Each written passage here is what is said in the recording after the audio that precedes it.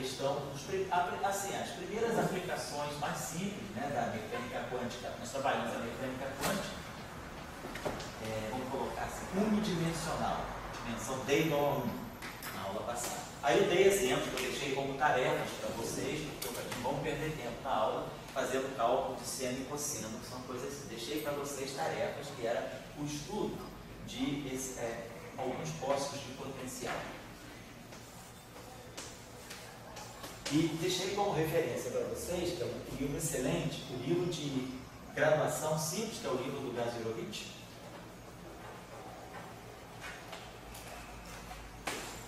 E o livro do Griffiths, de mecânica quântica também.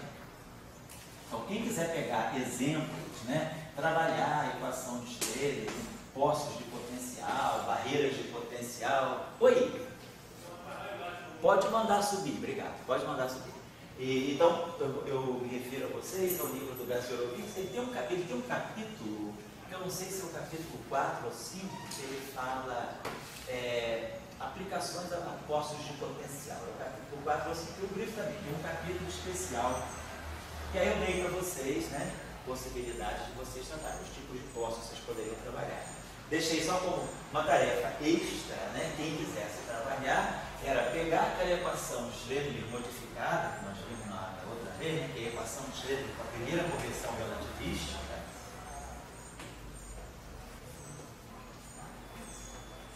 que era aquele termo que aparecia aqui um coeficiente, se vocês lembram, né, era 1h cortado ao quadrado sobre 8m3C2, vamos chamar aqui um coeficiente psi, né? Estava aqui, aquele 8m3C2, né? Que era, na verdade, era esse termo. Ficava com essa correção relativista P4 sobre 8, me parece, M3C2, algo desse tipo. Então, o P4, né? Fica H cortada quarta, ficava alguma coisa assim, H cortada quarta, corrijam, por favor, se eu estiver errado aqui.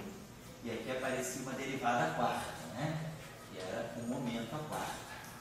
Pois não, pode entrar. Era a derivada quarta, que é o momento a quarta potência, mais um V de x, né? Um potencial unidimensional. E aí nós tínhamos isso aqui. Psi, né? De dx, função de onda, igual a I, H cortado, ddt, com aqui a derivada parcial, né? Desculpa, a gente vai falar agora da.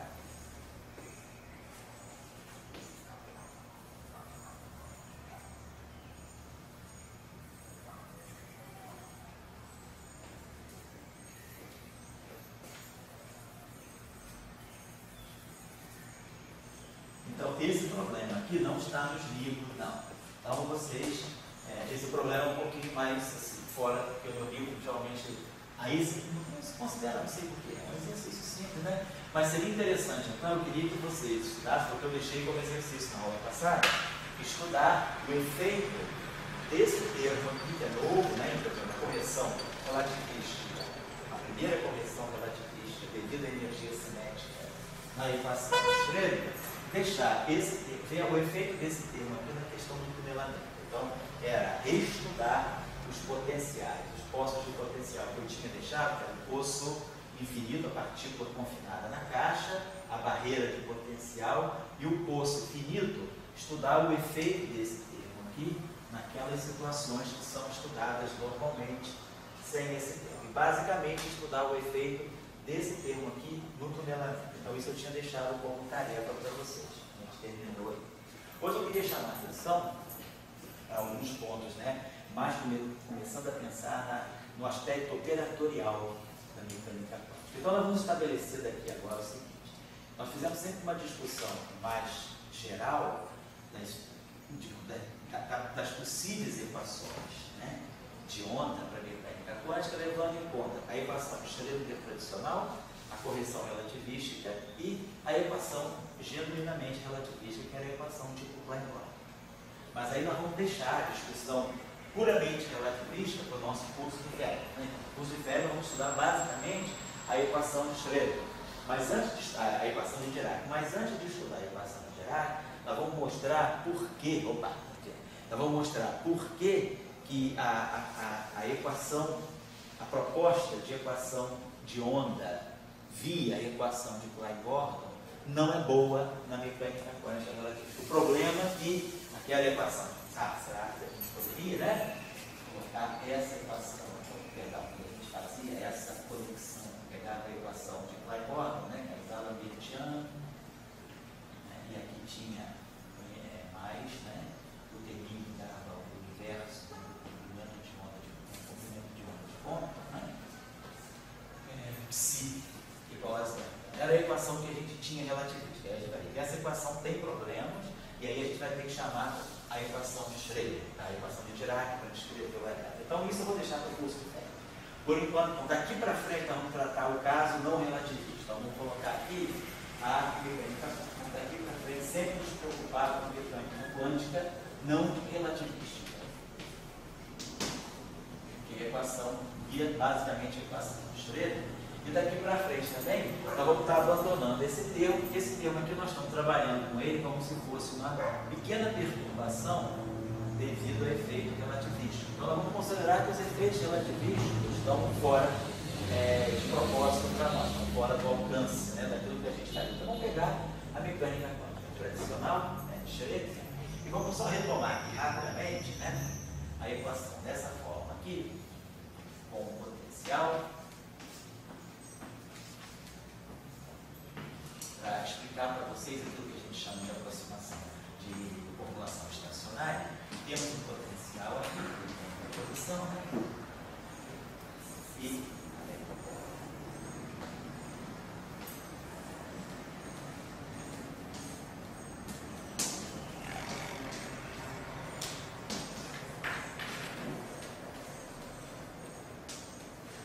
estou mais detalhe, porque tem uma discussão sobre a complementaridade. Muito simples. A gente, quando tem uma equação como essa, a gente pode pensar sempre qual é a equação da matéria dela, assim, ou já perde tudo isso? Não, acho que você pode, quer dizer, seja a equação da matéria no sentido da relação entre energia e momento, pode. Via essa equação aí, você já vai saber onde é que entra a energia cinética, os termos que são de origem cinética, os termos que são de origem potencial. Você pode sempre reconstituir, vamos dizer assim, a relação na você pode reconstituir esse modelo, mas ela perde o sentido, tipo assim. Perde o sentido. Do ponto de vista da mecânica quântica, aquela equação perde o sentido. Você não está mais falando simplesmente de uma relação entre energia e momento, no sentido determinista. Você está agora usando a relação de energia e momento, está embutida aqui, mas está embutida para te dar a dinâmica da função de onda, que obedece a função de onda. Mas essa função de onda, ela acaba sendo uma onda, não é uma matéria, né? Isso. Ela é uma função de onda e como é que você descreve a matéria? Aí você vai descrever a matéria pelos valores médios, né? pela amplitude de probabilidade, pelas probabilidades a partir do C. Você dá essa descrição da matéria.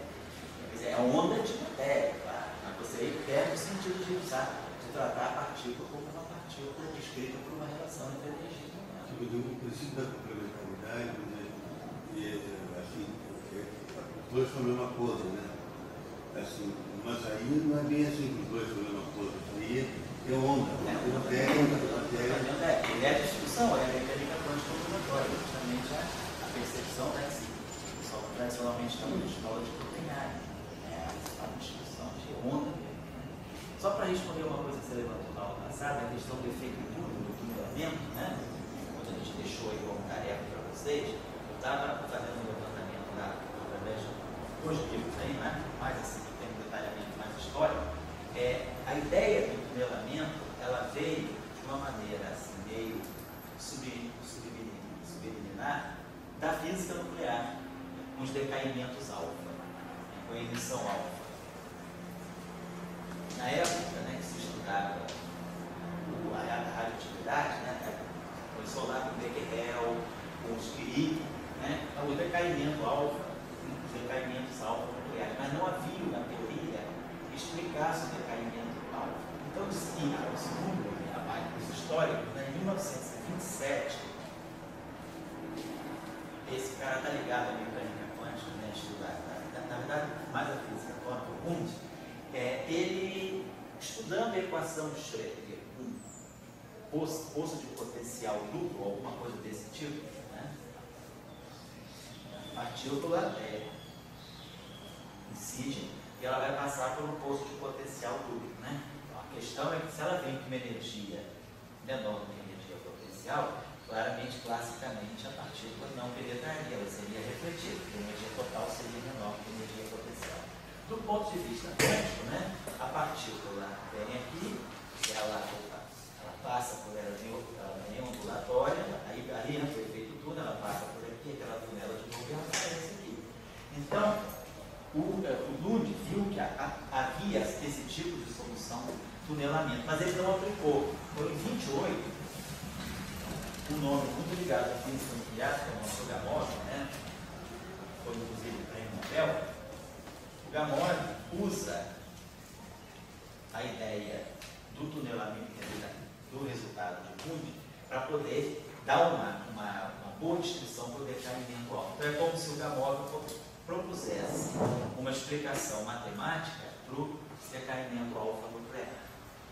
Daí, Max Born, também é um nome muito ligado à mecânica quântica e à teoria quântica de campo, né? Max Born assistiu o seminário do Gamow e ele percebeu que essa ideia ela ia muito além do decaimento alfa. Na verdade, nessa época estava nascendo o princípio da incerteza. O princípio da incerteza foi em 728. Então, Max Born relaciona o tunelamento com o princípio da incerteza e estende a ideia de tunelamento como sendo um fenômeno quântico geral. Não é uma coisa estritamente aplicada à física nuclear para explicar o decaimento alfa dos. Então, Max Born introduz o tunelamento como uma propriedade realmente especial da mecânica quântica. Mas, do ponto de vista experimental, né, o tunelamento só ganha confirmação a partir de 57. Então, em 57, começam as aplicações tecnológicas, transistores, tantas outras coisas, né?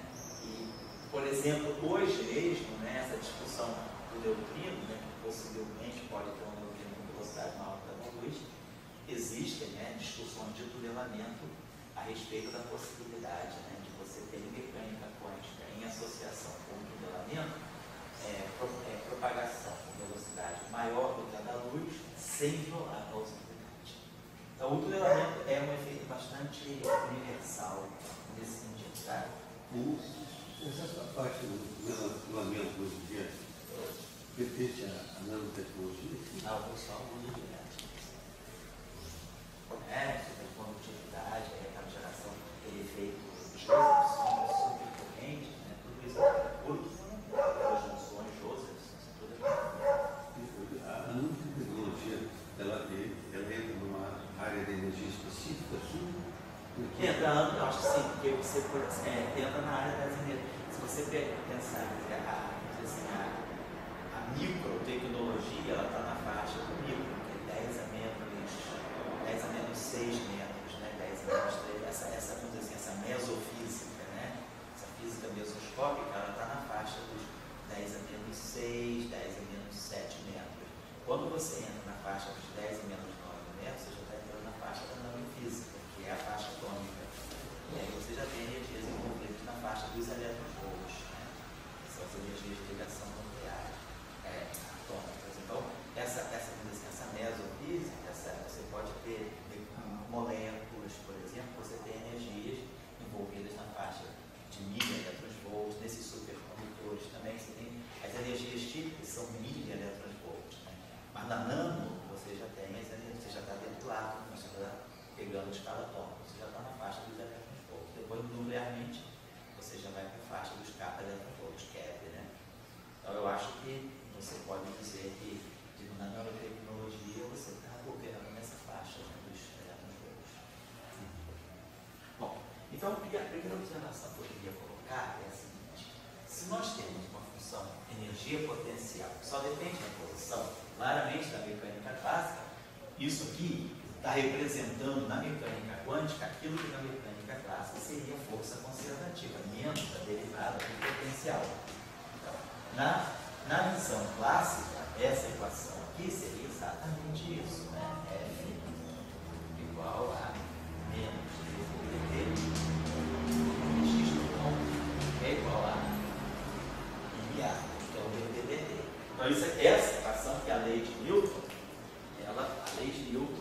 né, a mecânica quântica ela está descrita por essa equação daqui. Né? Vamos juntar isso aqui para nós. Isso aqui para nós é o dV/dt. Né?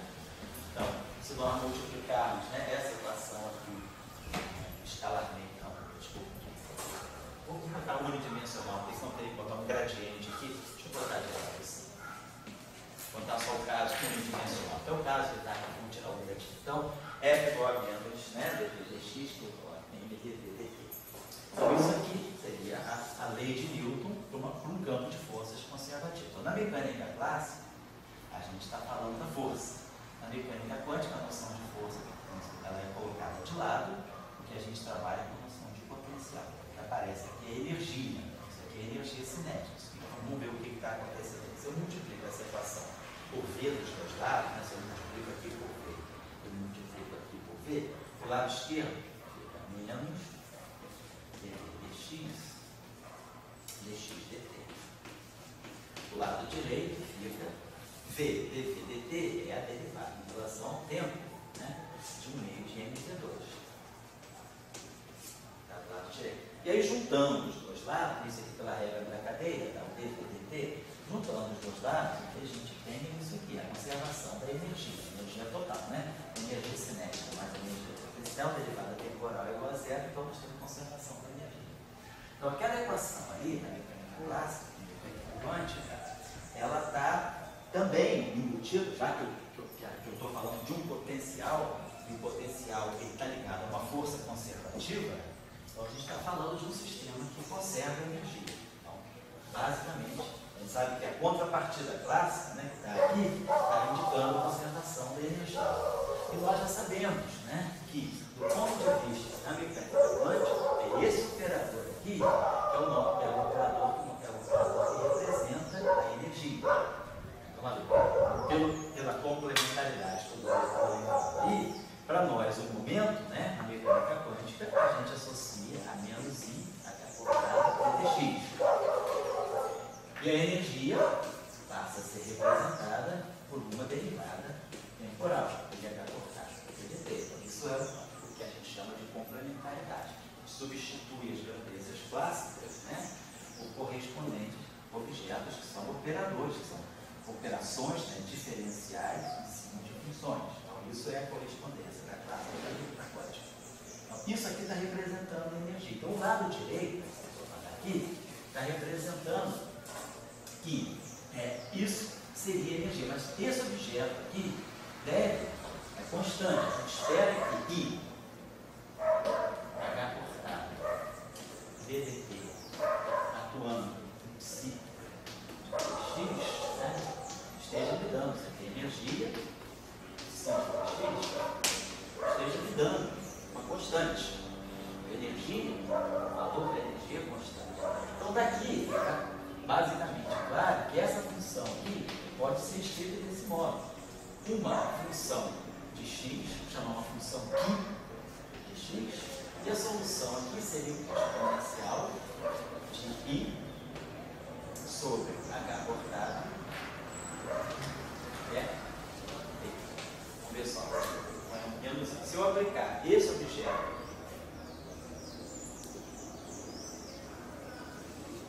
nessa função, claro, isso aqui só depende do tempo. Então, derivar só em relação ao tempo. Essa parte passa fora. Então, vem isso aqui. Para que isso aqui reproduza isso, a derivada da exponencial é a própria exponencial vezes a derivada do expoente. A derivada do expoente em relação a t é I sobre h cortado. Então, eu preciso colocar aqui o menos I. Por quê? Porque esse menos I aqui bate nesse I. Olha que isso aqui, esse IH cortado, em DDT aplicar aqui, o IH cortado vai encontrar o menos IH cortado. I com menos I dá 1, H cortado em cima, H cortado embaixo, se cancela, fica igual a E. Então, a solução, isso aqui é o que nós chamamos de solução multiplicacionária. Vocês têm já estudado um pouquinho de onda, né? Lembra lá que quando a gente estuda a equação de onda, né? 1 sobre V2, V2 dV2, menos V2 x2, né? O fenômeno ondulatório, uma função de Tx igual a zero. Então, quando a gente fala de estudar ondas progressivas, aí a gente fala, beleza, ondas progressivas, essa função f de Tx vai ser a soma de uma função g de x menos dt mais uma função h de x mais dt. Então a gente mostra que isso aqui, para qualquer que seja a função g, qualquer que seja a função h, se eu aplicar esse operador aqui em cima dessa f, isso aqui satisfaz necessariamente essa equação. Então eu tenho uma onda progressiva que se propaga para a direita, que nós chamamos de right over, e uma onda progressiva que se propaga para a esquerda, que nós chamamos de left over. Então, essa solução aqui é a solução geral dessa equação, mas são soluções de ondas progressivas. Eu posso ter outro tipo de solução também, que são as chamadas ondas estacionárias. Eu posso ter essa função f de tx fatorada. Ela pode ser uma função f grande de t vezes uma função g de x.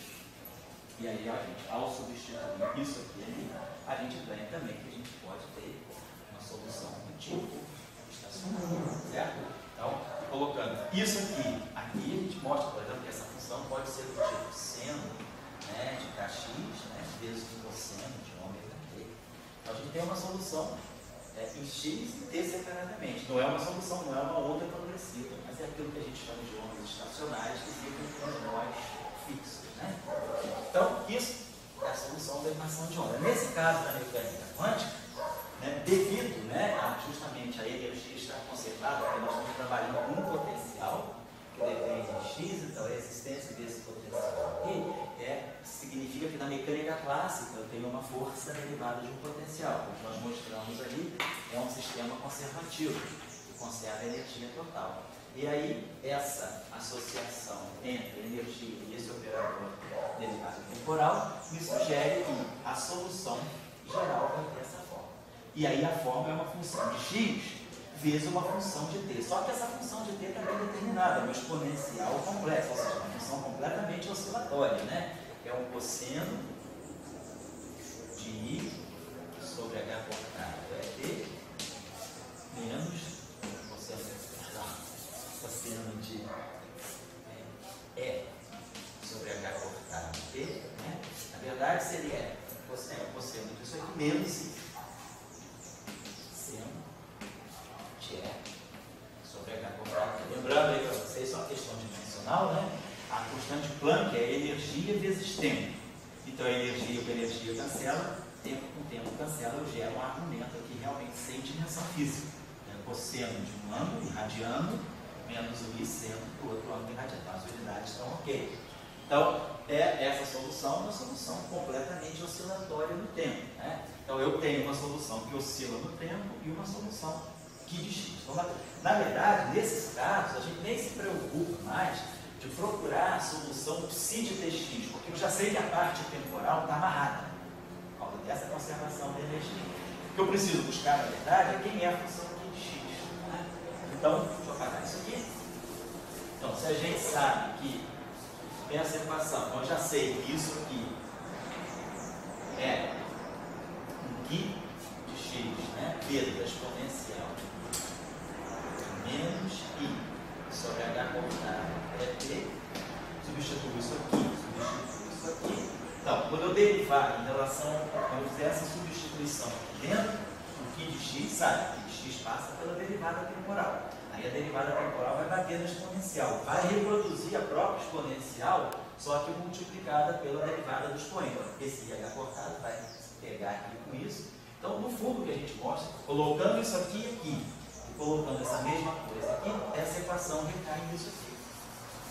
Então, é um passozinho simples, só de derivada primeira.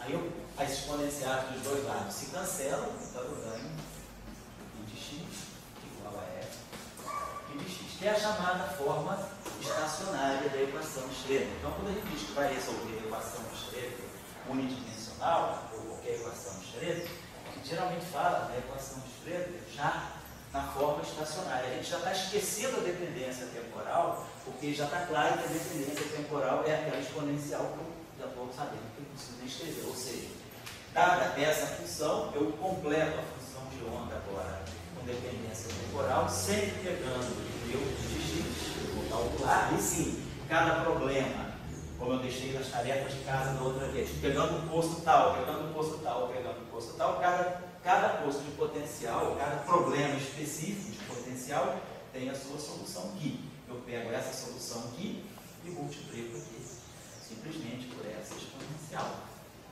E aí eu completei a função de onda com a dependência temporal. Então, o problema se reduz basicamente sempre a achar a dependência espacial. A equação de Schrödinger na forma estacionária, ela vai nos amarrar a função aqui de Schrödinger. Por exemplo, quando a gente resolve o átomo de hidrogênio, quando a gente não vamos fazer aqui, isso aí eu vou deixar depois como tarefa para vocês fazerem, mas eu vou fazer de outro modo, que é um modo usando só teoria de grupo. Mas se a gente, na verdade, se fosse resolver essa equação diferencial, no átomo de hidrogênio é a mesma situação. Eu coloco o potencial do átomo de hidrogênio é o potencial central, menos E2 sobre 4π ε0 módulo de R, né? A distância do potencial central, potencial colombiano. Boto o potencial colombiano e resolvo. Só que o problema, em vez de ser unidimensional, o problema é tridimensional, porque eu tenho coordenada x, y, z. O potencial depende de raiz quadrada de x2 mais y2 mais e2, que é o R, em coordenadas esféricas. Mas o problema do átomo de hidrogênio é resolver isso aqui também. Por quê? Porque o átomo de hidrogênio tem um potencial colombiano, que é uma força conservativa, então a energia total é conservada. Se a energia total é conservada, a forma da função de onda no sentido temporal já está amarrada. Bom, então essa observação.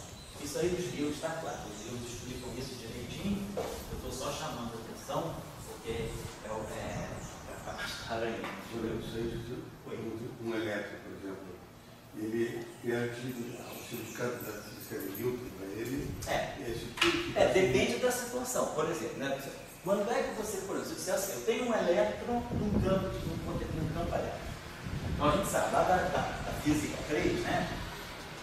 A gente sabe que se o elétron está no campo elétrico, a força elétrica é a carga do elétron vezes o campo elétrico. Então eu sei que existe essa força de natureza eletrostática atuando no elétron. Então eu sei que isso aqui vai ser ddt do momento do elétron. Então, tem esse problema aqui, para resolver. Então eu sei que isso aqui vai me dar campo elétrico, que é menos o gradiente do potencial eletrostático. Isso aqui igual a m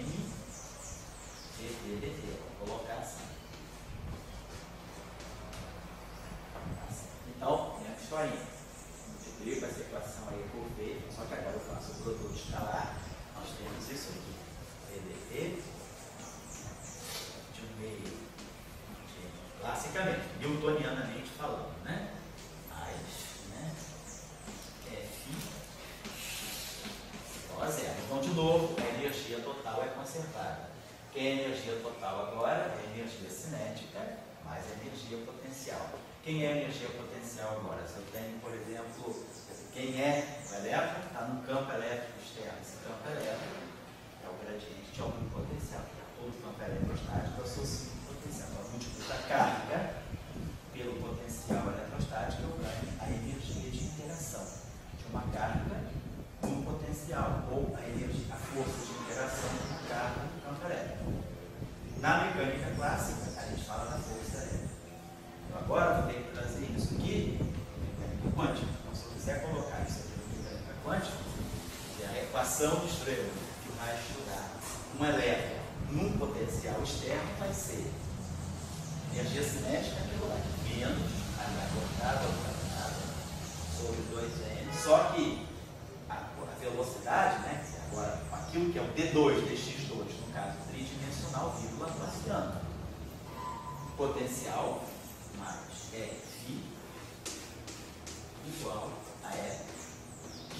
Só que agora é aqui, a coordenada tridimensional x. Estou resolvendo aí a equação Schrödinger no elétron no potencial externo. Se esse potencial for o potencial, você já falou do átomo de hidrogênio. O que é o átomo de hidrogênio? Um átomo tipo de hidrogênio, chamado átomos hidrogenóides, são átomos que têm Z prótons, dentro do núcleo atômico, o número atômico é Z, então eu tenho Z cargas positivas aqui. Quer dizer, se eu estou chamando de E a carga do elétron, eu tenho que colocar aqui a carga menos E, porque aí a carga menos, eu estou dizendo que esse é a carga do elétron. Então é menos 1,6 vezes 10 a menos 19 coulomb. Então a carga do próton é menos E, vai ficar positivo. Eu estou chamando E de carga negativa. Então, dentro do próton, dentro do núcleo, eu tenho Z prótons. Cada próton com carga menos E. Então eu tenho uma carga total aqui. Tem um elétron aqui, que é esse elétron de próton. Então, o potencial, né, todo mundo já calculou isso, quando a gente tem uma carga, né, total, uma carga total, aqui numa distribuição de carga, uma carga total desse cara vai ser menos E, o potencial é a carga total sobre 4 aqui, epsilon 0, módulo, chama de R, né, coordenadas R, a coordenada R, que é a raiz quadrada de x2 vezes x2. Então, o potencial, a energia potencial é multiplicar a carga do elétron pelo potencial que o núcleo atômico positivo está gerando. Então vai dar um menos E. Que é 2 sobre 4 e epsilon 0. Então isso aqui seria não, é.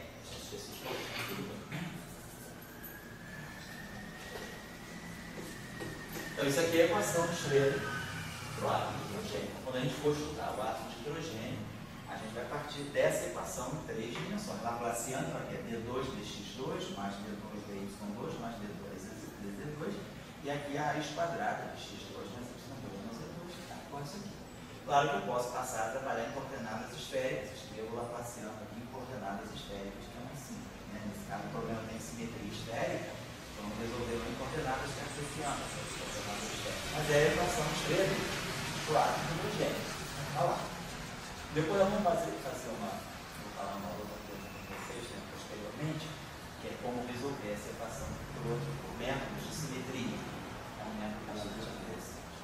Eu tenho que, olhando essas duas equações, assim, as letras me parecem diferentes. Né? Quer dizer, as duas são elétricas, mas tem letras diferentes. E tem representações diferentes. Agora a questão que você colocou.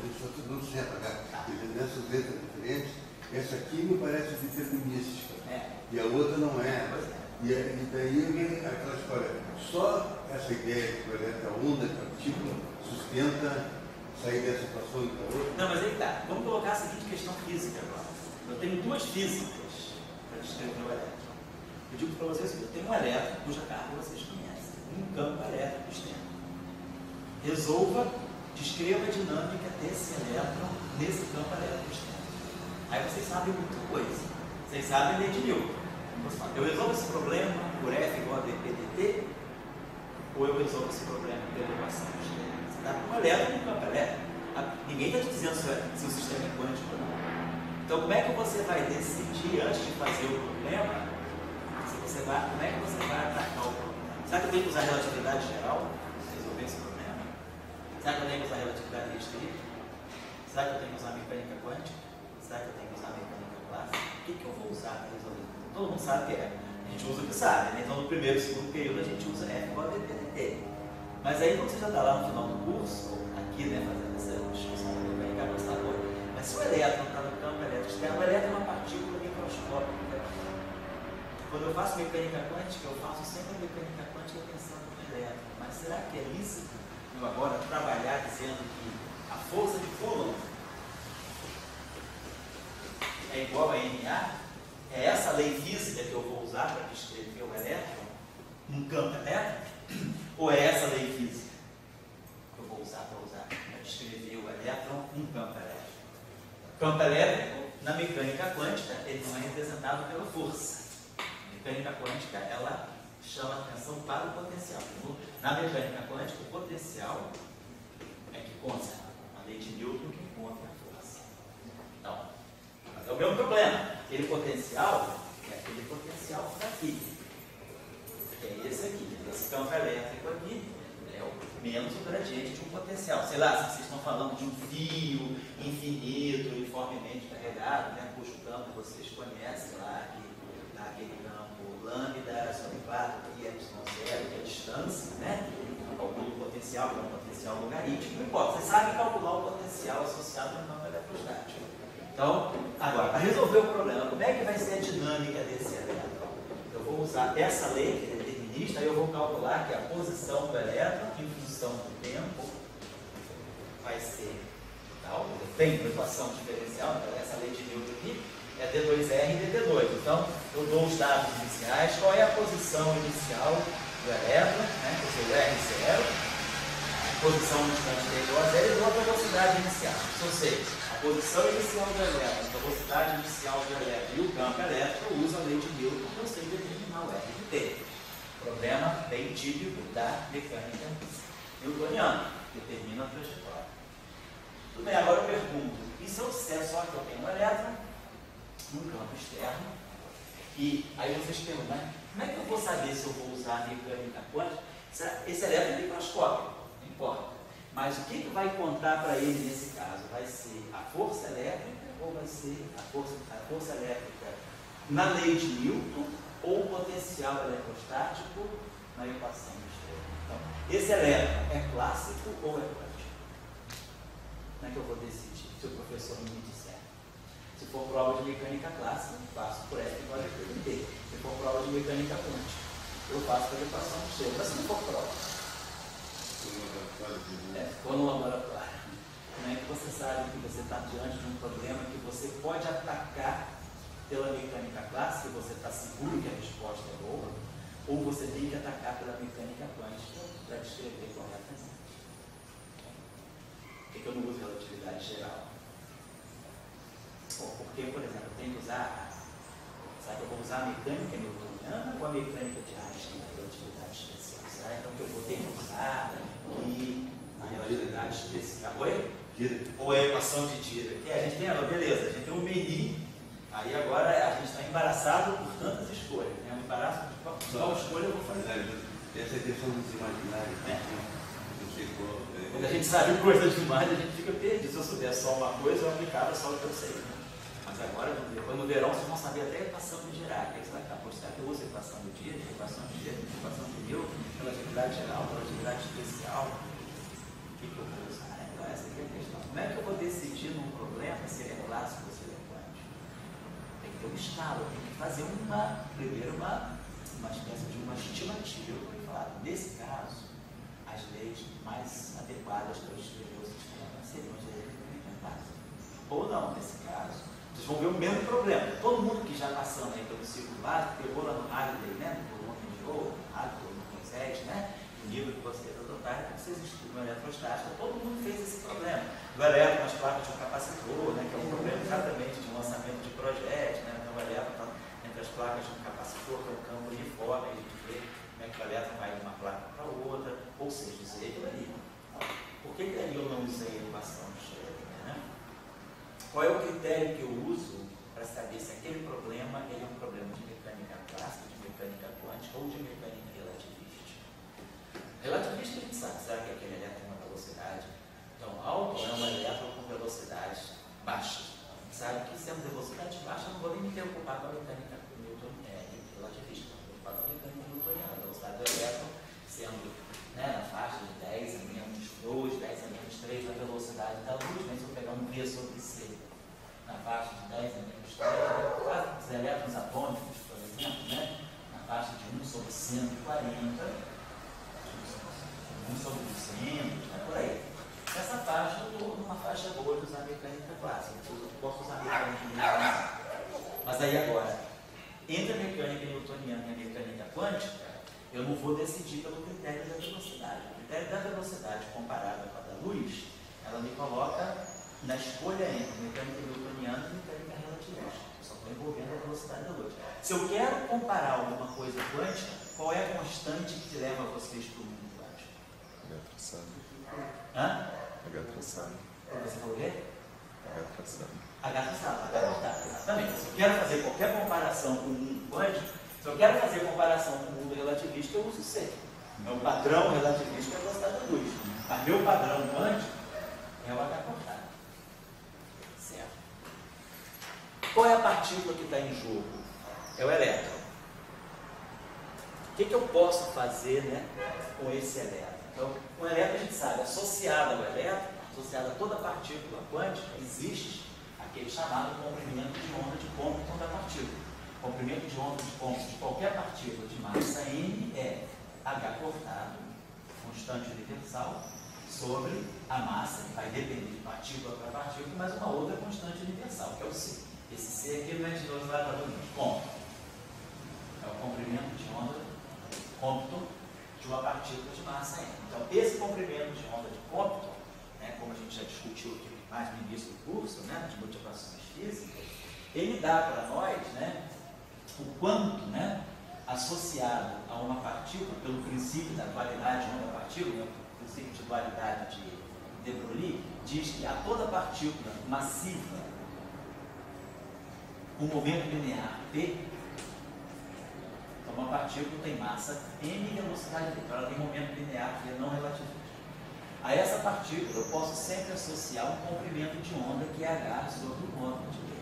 Então, se uma partícula está em movimento, né, o movimento dela tem um momento, então associado a esse momento eu posso associar um comprimento de onda chamado comprimento de onda de Compton, que seria o aspecto dual, seria a partícula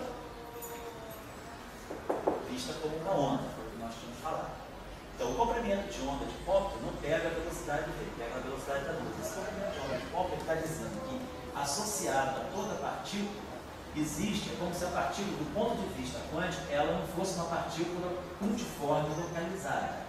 Ela é uma partícula que está razoavelmente distribuída no espaço. Então, esse comprimento de onda de Compton mede o quanto a partícula ela tem, como dizer assim, ela se espalha em torno de si mesma. Qual é a região que eu começo a penetrar na partícula? Então, no caso do elétron, se a gente colocar aqui as constantes que a gente conhece, né? Aqui.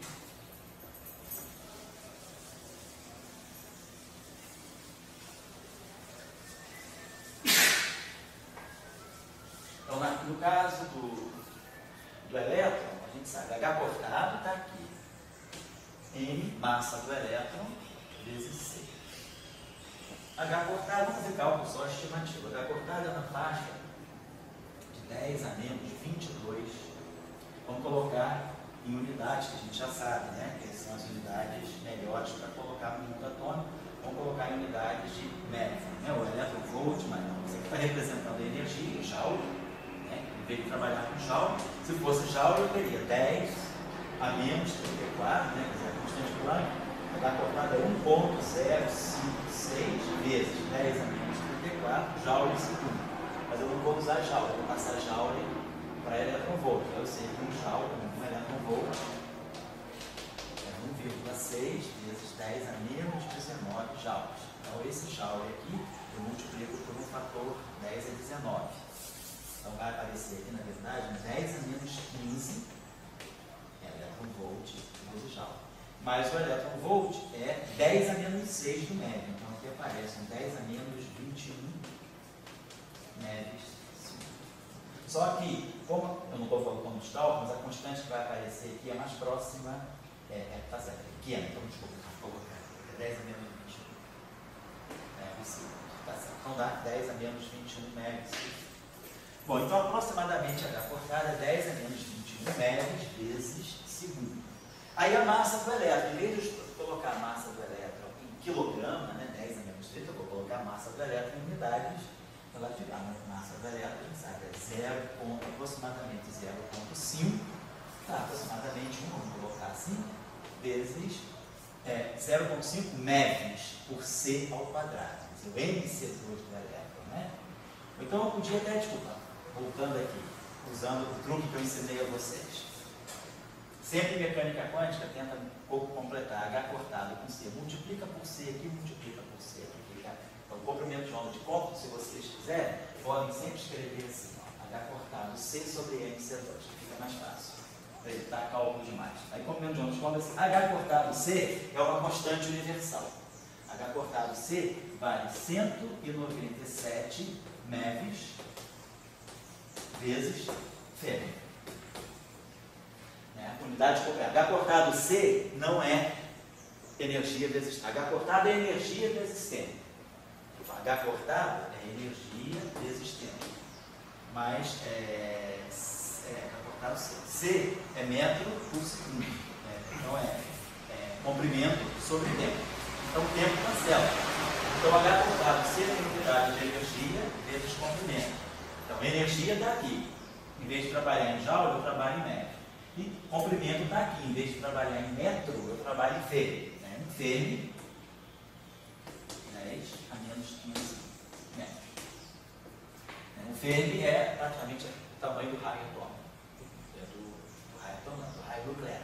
É o tamanho médio, assim, o tamanho típico de um átomo na faixa dos Fermi. Então, por isso decretou que 10 a menos 15 metros, 10 a menos 15 metros é o tamanho típico dos núcleos. 10 a menos 10 metros, o tamanho típico dos átomos. 10 a menos 10, 10 a menos 15 metros, o tamanho típico do núcleo. Então, essa unidade passou a ter o nome por causa do Henri Fermi, então 10 a menos 15 metros por Fermi. Então, eu estou expressando H cortado C já nas unidades atômicas Volts, né?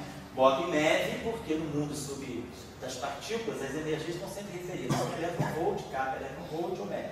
Isso aqui é 10 a 6, quilo 10 a 3. Então vamos trabalhar com MEV, falando de partículas, né, MEV. E aqui é a unidade de comprimento. Então, MC2. Então, H cortado C, vocês podem sempre calcular o comprimento de onda de ponta de uma partícula usando essa expressão, que já fica pronto o numerador.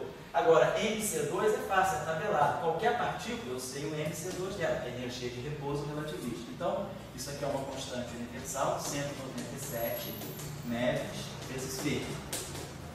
MC2, no caso do elétron, é 0,5 MeV. Massa de repouso do elétron, energia de repouso do elétron, 0,5 MeV. Se eu colocasse o próton, seria 938 MeV. Então, dependendo da partícula, eu sei o MC2 de cada partícula. Então, se eu sei o MC2, essa expressão está pronta. Então, isso aqui sobe, né? Sobe no fator 2, dá para aproximadamente, né? O MEV se cancela. Então, o comprimento de onda de ponto, né? Vamos dizer, para o elétron, seria aproximadamente, isso aqui sobe no fator 2, tá? Praticamente 300, 400. O MEV cancela com 400 Fermi. Então, 4 vezes 10 a 2 Fermi. Mas o Fermi 10 a menos 15 metros. Então, 4 vezes 10 a menos 13 metros. Aproximadamente 10 a menos 13 metros. Um nanômetro, 10 a menos 9 metros. Então, isso aqui são 10 a menos 4 nanômetros. Se quiser colocar em angstrom, 1 metro são 10 a 10 angstroms. Então, 10 a menos 3 angstroms. Que é basicamente... Um angstrom é o tamanho do típico de um átomo. Então, isso aqui é como se fosse, quer dizer, o comprimento de onda de ponto do elétron é o milésimo da escala atômica. Então, ele é pequenininho, né? 1000 vezes menor do que. Então, então, isso significa o quê? Significa o comprimento de ponto, né? Quer dizer, significa o comprimento que se espalha em torno do elétron. Então, se eu começar a chegar perto do elétron, se eu começar a entrar aqui a distâncias na faixa de 10 a menos 3 anos, eu já começo a fazer uma radiografia mais interna do elétron. Então é quando os efeitos quânticos, aqui nessa região, né, os efeitos quânticos são importantes. Então essa escala aqui, 10 a menos 3 anos, ou 10 a menos 13 metros, seria a escala, vamos dizer, uma escala onde o efeito quântico pode começar a sentir. Agora, será que esse campo elétrico, ele me leva mais ou menos, ele percebe essa escala? Então, como é que eu posso agora relacionar um campo elétrico com esse comprimento? Né? Como é que sabendo, dependendo do campo elétrico, eu sei que eu estou penetrando na estrutura do elétron ou não? Né? Que parâmetro que eu vou usar? Então, vamos pensar o seguinte. Um campo elétrico, quem já estudou um pouquinho de física, né, eletrostática, sabe que a densidade de energia, né, associada a um campo elétrico é na faixa de 1,5 de ε0 é 2. Então, isso aqui é a densidade, né, de energia associada a um campo elétrico. Energia por unidade de volume, né, associada a esse campo elétrico. Então, esse campo elétrico aqui, ele já me cria, né, uma unidade de energia. Então, eu posso saber, por exemplo, né, esse campo, vamos dizer, naquela região, né, que aquele elétron está, que o elétron ocupa mais ou menos, qual seria? Eu sei aquele volumezinho, então mais ou menos eu sei quanta de energia elétrica estaria acumulada em todo o elétron. Então, Eu posso calcular aqui a energia. Agora, quando nós conhecemos a energia, né, então, o valor da energia, eu posso converter numa escala de comprimento, exatamente por causa disso aqui. Essa grandeza aqui, observe, aproximadamente 200. 197, para efeito de estimativa, isso é aproximadamente 200. 200 metros vezes 3. Isso aqui me cria, quer dizer, H cortado e C juntos, né, eles me criam uma escala que me relaciona, me relaciona energia com comprimento. Então, a partir de um campo elétrico, eu consigo ter uma ideia de uma escala de energia. Agora, a partir dessa escala de energia, eu começo a ter ideia de uma escala de comprimento. Então, a gente poderia pensar o seguinte, né? Se eu pego essa escala aqui, quer dizer, o valor dessa constante em física, ela está mais ou menos dizendo o seguinte, que quando a gente fala de uma escala de aproximadamente 1 Fermi de comprimento, ou seja, 10 a menos 15 metros, naturalmente, eu estaria pensando numa escala de energia correspondente a 200 metros. Eu posso tudo passar para joule, claro que eu posso converter isso aqui em 10 a menos 15 metros, eu posso converter o MEV para joule. Né? Então, posso fazer aqui, vai dar 10 a menos, uma elétron-volt são 10 a menos 19, aproximadamente 10 a menos 19 joules. Então, isso aqui tem MEV 10 a menos 13. Tem MEV, né? Vai ser 10 a menos 13. Então, 10 a menos 11. Então, eu sei fazer uma correspondência entre comprimento e energia. Então, pela energia que está acumulada nesse campo elétrico, eu posso fazer uma estimativa do comprimento ao qual essa energia me levaria.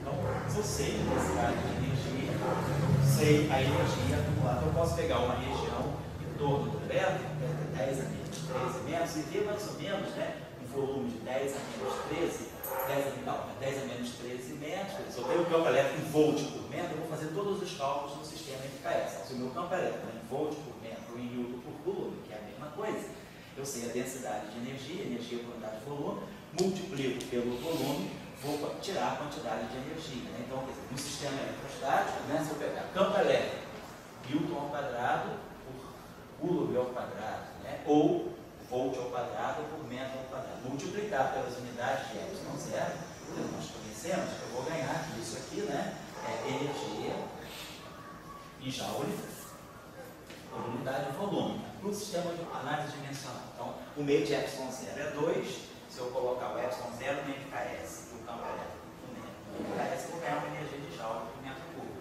Multiplico por um volume típico em torno do elétron, que seria de 10 a menos 39 metros cúbicos, e ganho então a densidade de energia que esse campo elétrico está acumulando em torno do elétron. Com essa densidade de energia, se eu multiplicar pelo volume do elétron, eu ganho a energia que está acumulada em torno do elétron. Transformo essa energia em joule para essa energia em MEV. E aí, por essa regra de 3 aqui, eu vejo, né, o quanto a energia vai me corresponder em distância. Se essa energia for uma energia suficiente para estar em uma distância que é na faixa do comprimento de onda de um campo elétrico, eu vou usar a mecânica quântica. Mas se essa energia me deixa uma distância muito longe do elétron, eu já não consigo perceber o elétron como uma partícula quântica. Eu vou para a computação. Entenderam como é que é a sistemática? Então, se vocês completam em casa, pega um campo elétrico típico, sei lá, um campo elétrico de alguns, né, pega 1000 volts por metro, alguma coisa assim, um campo elétrico típico. Né? Por exemplo, vocês podem pegar até o campo elétrico da luz solar. Quando a luz solar chega até nós, ela chega com uma certa intensidade. Sabendo a intensidade da luz solar, nós sabemos tirar o campo elétrico, o campo magnético da luz solar, pela intensidade com que a luz do Sol chega a gente. Tantos watts por metro quadrado. Então eu sei qual é a intensidade da luz solar, sei tirar o campo elétrico da luz solar e o campo magnético da luz solar. Agora eu pego esse campo elétrico típico, faço esse cálculo e vejo se com esse campo elétrico da luz solar eu dou um tratamento quântico clássico. Entendeu? E aí, então, sempre um problema que envolveu uma partícula microscópica, microscópio, a gente tem que saber se o efeito perturbador daquela partícula, se o agente externo, pode ser um campo elétrico, pode ser um campo magnético, pode ser um magnético solenoide, ou pode ser um outro campo de força, pode ser um outro potencial. Mas sempre que eu tiver uma partícula e tiver um agente externo, eu tenho que ver o quanto de energia típica esse agente externo me dá, para saber se eu vou estar indo numa distância muito próxima do elétron. Nesses aceleradores de partícula, por exemplo, o que a gente faz? A gente acelera elétrons, né? No tevatron, a gente acelera elétrons até uma energia típica de 1 TeV. Ou no LHC, aceleram-se prótons até a energia típica de 7 TeV. Então, com essa energia que a partícula adquire, né, com esse grau de energia que ela adquire, eu posso saber o quanto ela penetra na matéria, por essa relação. Então, eu consigo relacionar energia com comprimento, mecânica quântica. Então, essa relação me diz, se eu tenho tanta energia, eu consigo penetrar na matéria a essa distância. E aí você sabendo se essa distância, ela te coloca frente a frente com a partícula ou não. Se for típica, se for da mesma ordem de grandeza, eu tenho que usar quântica. Se for muito longe, quer dizer, um campo elétrico da luz, por exemplo, um campo elétrico doméstico, por exemplo, ele não é capaz de penetrar, um campo elétrico suficientemente fraco para deixar com que a gente possa fazer o tratamento do elétron com a partícula newtoniana. Agora, se eu colocar um campo elétrico muito intenso no laboratório, um campo magnético muito intenso, eu já começo a dar energia suficiente para perceber a partícula já como um objeto. Tem que dar um tratamento de mecânica quântica para a partícula. Certo? O que você queria falar? Fica então uma razão entre energia e o MC2. A razão entre a energia, essa constante H cortado C e a energia de repouso da partícula te dá o comprimento de onda típico da partícula. Aí você quer saber o quanto você está acessando essa partícula, que distância típica o agente externo, quanta energia o agente externo te dá para você se aproximar da partícula. Se ela te deixar uma distância longe, né, faixa de 10 a 3, 10 a 4, ordens de 3 ordens de 4 de grandeza, né? No caso do laboratório, o elétron acelerado, tu põe a energia dele, divide pela massa dele, C2. Isso. Aí E daí vira o ferro que vai dar, né? Isso, vê quantos ferros vai dar. Isso, aí depois você vê o agente externo, que energia ele te dá, aquela energia corresponde a quantos ferros. E aí você vê, aquele agente externo vai te dar uma energia tal. Então, se aquele agente externo for muito energético, ele vai te dar uma distância muito pequena. Aí você vai saber se essa distância que você calculou... Eu posso dividir o agente desde o 157, eu boto só o agente externo e divido por isso, 2. Não, porque aí eu acho que você está fazendo uma comparação de energia relativista. Se você colocar a energia do agente externo, já a energia do agente externo envolvendo aquela relação, sim. E aí você está colocando já embutiu H cortado. Você tem que embutir H cortado.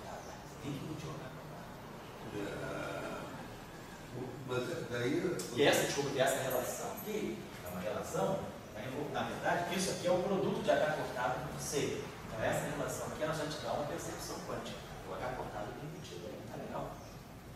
Agora, daí você consegue ver se tem outra partícula? Você consegue ver. Por exemplo, você fala, vamos dizer assim... É que eu nunca vi isso falado assim muito você vê, por exemplo, abertamente. Não, tá legal. Pronto, se você estiver falando, vamos pensar o seguinte, se você estiver falando de elétrons, vamos supor que você tem elétrons acelerados a velocidade, você pega um elétron que esteja com velocidade 0,9. Vamos ver. Fala direto. Isso, vamos pegar um elétron. Vamos pegar um elétron de velocidade C sobre 7. Isso, vamos pensar nisso. Elétrons, por exemplo, para nano é material macroscópico, matéria condensada. Então são elétrons não relativos, são elétrons presos, né? Nanoestruturas, você está falando de elétrons ligados a orbitais atômicos, que estão em orbitais atômicos, né? Então você está falando de elétrons típicos atômicos, são elétrons que têm velocidade, na faixa de C sobre 100. Não é um elétron de um acelerador, por exemplo, que você joga para velocidade quase de C. É um elétron típico do material, num condutor, num um supercondutor. Então, nos materiais, né, em que você gera, né, tem corrente elétrica, né, então, as velocidades típicas dos elétrons são na faixa de C sobre 150, C sobre... Vamos botar C sobre 100, um cálculo estimativo bem grosseiro. Porque o valor correto seria onde colocar na faixa de C sobre 140. Vamos colocar C sobre 100. Esse elétron tem essa velocidade. Vamos calcular então o comprimento de onda. O comprimento de onda dele, não de ponto. O comprimento de onda, ele tem um certo velocidade, ele tem um certo momento. É o mv do elétron. A massa vezes a velocidade do elétron vai ser mc sobre 100. Certo? Se a velocidade é v é c sobre 100, então a massa vezes a velocidade vai ser mc sobre 100. Então isso aí é o momento desse elétron, tá certo? Para ficar mais fácil o cálculo, a gente faz assim, bota C2 aqui e bota C aqui. Por quê? Porque esse número é um número que eu conheço. E esse C também eu conheço. Então, fica mais fácil de botar aqui não sei quantos vezes 10 a menos 30 kg e multiplicar aqui por 3 vezes 10 a 6 metros por segundo. É mais fácil já colocar em unidades assim, naturais, né? Unidades naturais. MC2 do elétron, 0,5 metros. Energia de repouso do elétron. 100 vezes C. C, 3 vezes 10 é 8 metros por segundo. 6 é 3 vezes 10 é 8 metros por segundo. Tá. Então vamos fazer o seguinte. Até para... Não vamos nem fazer o cálculo ainda. Vamos deixar assim. Deixa eu fazer o cálculo. Tá bom? Agora, então eu sei qual é o momento do elétron. Vamos pegar o comprimento de onda de Compton do elétron. Então, não o comprimento de onda, o comprimento de onda de de Broglie. Se o elétron tem esse, não é o comprimento de onda de Compton, que é sobre o MC do elétron. Vou pegar aqui e colocar o C. O comprimento de onda de Compton é isso aqui. É MC. Vou colocar, vou pegar o comprimento de Compton, de de Broglie, que é H sobre o momento do elétron. O momento dele. Então, eu vou precisar. Então, eu sei a velocidade sem o momento. Vou deixar assim. Por enquanto, vou deixar assim sem C. M vezes C. Vamos pegar, então, o comprimento de de Broglie do elétron. H, constante Planck, não H cortado, H, né, o comprimento de de Broglie mesmo, sobre MV. Então, H sobre MC sobre 100. Então, sobe um 100 aqui. Tá certo. Então, para gerar o que eu gosto, vamos fazer o seguinte. Eu gosto sempre da combinação H cortado C. Então, para eu gerar um H cortado, eu tenho que dividir por 2π. Então, eu multiplico por 2π e divido por 2π, H sobre 2π, H cortado. Gerei o H cortado que eu gosto. 2π H cortado é o H. Multiplico por C, que eu conheço legal, H cortado C. Multiplico por C. Então o cálculo fica fácil lá. Em vez de estar botando tudo ali, né? H cortado C está aqui, 200 metros vezes Φ. Já vou calcular o comprimento de onda já em Φ. Então H cortado C, 200 metros vezes Φ.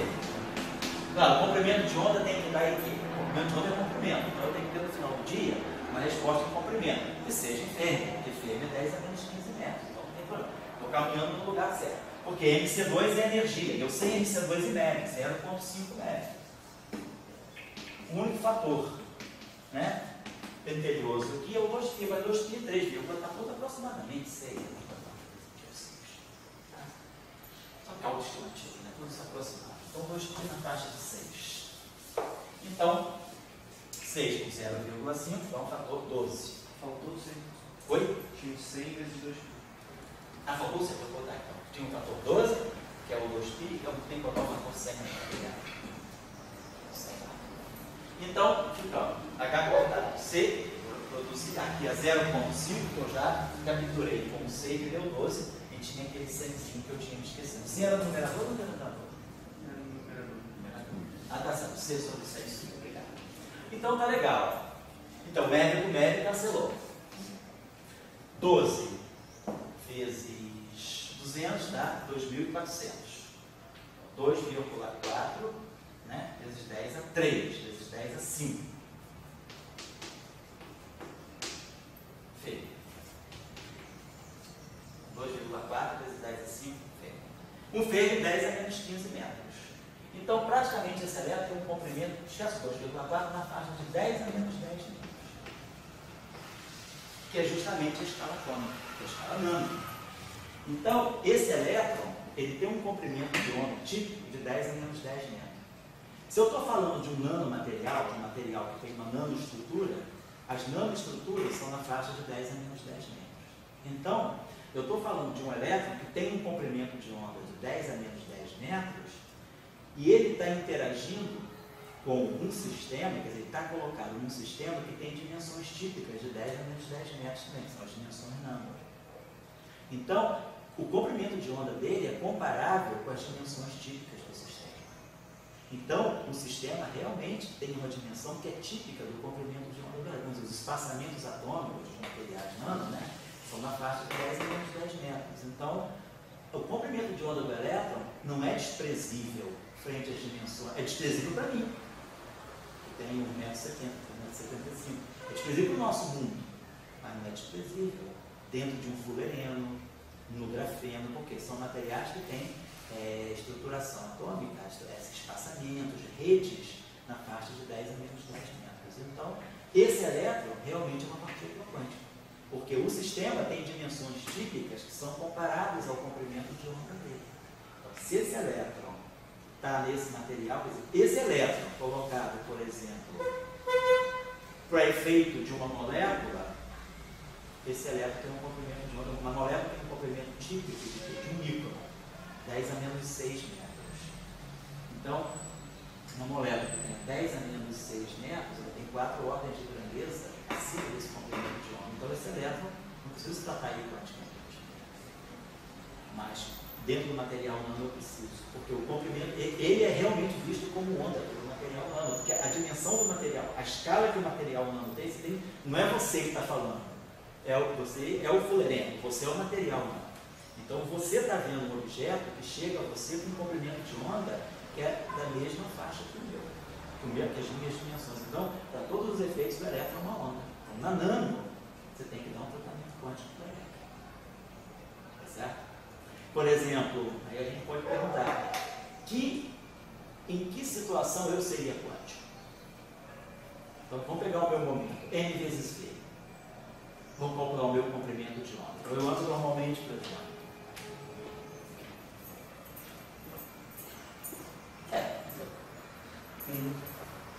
Dois passos por segundo. Né? 2 passos por segundo, cada passo deu mais ou menos aberto. Deu 1 metro por segundo, deu da velocidade típica, né? Andando normal, 1 metro por segundo, 1,20 m por segundo, né? Vamos dizer, andando. Então, se eu tenho uma velocidade de 1 metro por segundo, eu vou calcular o meu momento. É massa, nivelar o meu peso. 75, sei lá, 70 quilos, eu acho que não cheguei a 75 ainda não. Então, 70 quilogramas vezes metros por segundo. Então, esse é o meu momento. Então, vamos calcular o meu comprimento de corpo. Comprimento de tempo ali, meu. Então, vai ser H. Agora, eu estou com um problema sério de dimensão, porque eu não sei que a massa de repouso em eletron-volt. Eu não sou elétron nem próton para saber o meu NC2. Então, vamos trabalhar no sistema NKS. Então, tá. NV, 70 quilogramas metros por segundo. Então, H tem que colocar a constante de Planck em unidades de Joule de segundo. 10 a menos, cerca de 10 a menos 34. Joules segundo. Joule é o que? Joule é quilograma metro ao quadrado por segundo ao quadrado, né? É MV2, quilograma metro ao quadrado por segundo ao quadrado. E vezes segundo. Joule segundo. Então, esse segundo aqui cancela com esse. Então, esse segundo aqui cancela com esse quilograma aqui cancela com esse, e esse metro aqui cancela com esse. Então, meu comprimento, bota aqui um 10 a 2, então meu comprimento vai ser na faixa de 10 a menos 36 metros. Ou seja, 10 a menos 21 feito. Então, se eu conseguisse entrar no sistema na faixa de 10 a menos 21 feito, ou seja, eu só seria quântico num mundo que tivesse dimensões típicas de 10 a menos 36 metros. Então, eu me considero clássico.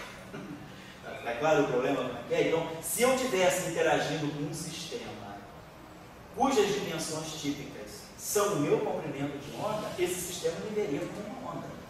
Mas eu estou interagindo aqui, nesse mundo de metro. Né? Para 1 metro, eu tenho 36 ordens de grandeza abaixo dele. Então meu comprimento de onda é zero, praticamente, no mundo natural. Se eu tivesse, assim, mundo bem microscópico, né? Mesmo da comprimento de planta, a escala menor que a gente tem notícias que a física consegue produzir é 10 a menos 33 centímetros. Ou seja, 10 a menos 35 metros, que é a escala de Planck. É a escala mínima que eu posso pensar no espaço-tempo. É onde eu consigo ver o espaço-tempo quase como granular. O espaço-tempo deixa de ser contínuo nessa distância, que é 10 a menos 33 centímetros, que é o comprimento de Planck. Então, essa distância ainda é maior do caminho por uma ordem de grandeza. Então, seria quântico assim, abaixo da escala do Planck. Então, quer dizer, se você sabe o comprimento de onda de uma partícula, você pode já fazer uma estimativa de qual é a relação entre o comprimento de onda dela e as dimensões típicas do sistema onde ela está. Por isso que o elétron, por isso que o átomo, ele precisa de um tratamento quântico, porque se o elétron no átomo tem uma velocidade na faixa de C sobre 100, que foi o que nós fizemos aqui, nós vimos que o comprimento de onda típico do elétron é 10 a menos 10 metros, que é exatamente o comprimento típico de um átomo. Então, quando o elétron está dentro de um átomo, o comprimento de onda dele não é por acaso, mas o comprimento de onda dele bate com as dimensões do átomo. Por isso que o elétron no átomo tem que ser tratado quanticamente. Eu não posso chegar a descrever o átomo de hidrogênio pela lei de Newton, porque o comprimento de onda típico do elétron ali, o comprimento de onda de ponto do elétron, ele bate com a dimensão do átomo. Então, o átomo realmente vê o elétron como uma partícula quântica. Está claro? Então, mais ou menos, eu tenho sempre que saber estimar a ordem do problema. Agora, quando é que eu posso tratar um elétron como um objeto clássico? Vai depender. Se eu colocar um campo externo, tipo de um capacitor, numa televisão, por exemplo, campo elétrico típico de uma televisão, o campo elétrico, os campos elétricos domésticos, o campo elétrico macroscópico, eles dão pouca energia para o elétron. Agora, se eu pegar um campo elétrico intensíssimo, campo magnético na LHC, campo elétrico na LHC, ele é muito alto. Basta que o elétron acelere até, na LHC não, que é lá no Teflon, no Fermilab, você pega o elétron, tira ele do repouso e joga ele até uma energia de quantos? De 1000 GeV. Praticamente um elétron inteiro. Você leva um elétron para uma energia na faixa de 1 TeV. Vamos ver o que significa isso em termos de velocidade. Então, uma energia de 1 TeV é uma energia, um TeV, tera, né? Mega, giga, 10 a 12. Vamos botar em média isso aqui. Então, tera é GeV, né? São 10 a 6. Um tera eletronvolt são 10 a 12 eletronvolts, né? Quilo é 1000, mega é milhão, GeV, giga é bilhão, 10 a 9, e tera é trilhão, 10 a 12. Então, tem 10 a 12 eletronvolts, né? Pensando que um eletronvolt é 10 a menos 6 mega, então isso aqui é equivalente a 10 a 6 megas. Então, olha só. Se eu colocar o elétron com essa energia cinética, ele tem uma energia cinética de 10 a 6 megas. Qual é a massa da energia de repouso do elétron? O MC2 do elétron? 0,5 megas.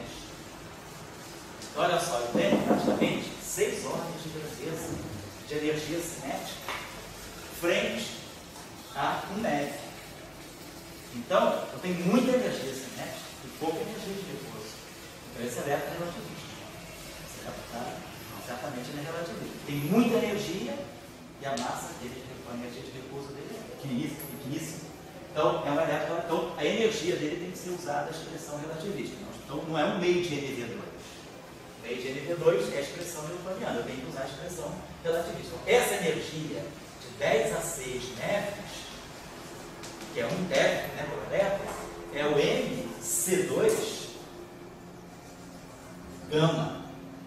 Fator gama da relatividade, né? É 1 sobre a raiz quadrada de 1 menos D2 sobre C2. Então, eu tenho que usar a expressão relativista. Por quê? Porque o elétron está, eu sei que não me disseram, mas eu já fiz a estimativa e vi que o elétron tem muita energia cinética comparada com a sua energia de repouso. Então, esse elétron é muito relativista.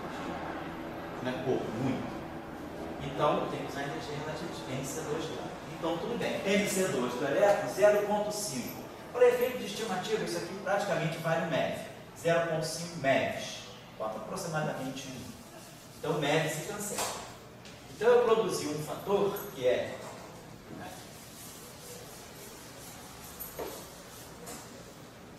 raiz quadrada de 1 menos V2 sobre C2, né? 1. Então, 10 a 12, vamos botar aproximadamente, né? Levando ao quadrado, é 1 sobre 1 menos V2 sobre C2. Então, o fator na faixa de 10 a 12. Então, vamos dar uma olhadinha aqui. Então, se eu quiser ver isso aqui, posso fazer o seguinte, então. 1 menos V2 sobre C2 vezes 10 a 12, eu vou ter o seguinte, ó, 10 a 12 menos 10 a 12 V2 sobre C2 igual a 1. Vou dar aproximado até 1. E só isso que eu multipliquei isso aqui. Aí passa isso aqui para cá, vou jogar aqui 1 menos 10 a 12.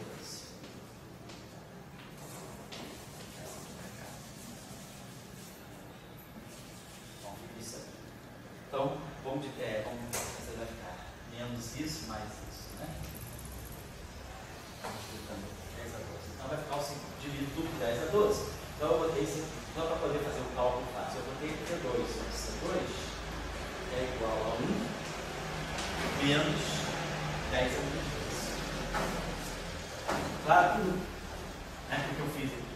Para poder fazer o cálculo fácil, né? A gente jogou isso aqui para cá e não ficou. Dividiu por 10 a 12, fica 1 menos 10 a menos 12. Então, V2 sobre C2 é 1 vezes 10 a menos 12. Tiro V sobre C, que é a raiz quadrada disso, que aí fica fácil. Eu posso fazer a série de nominal.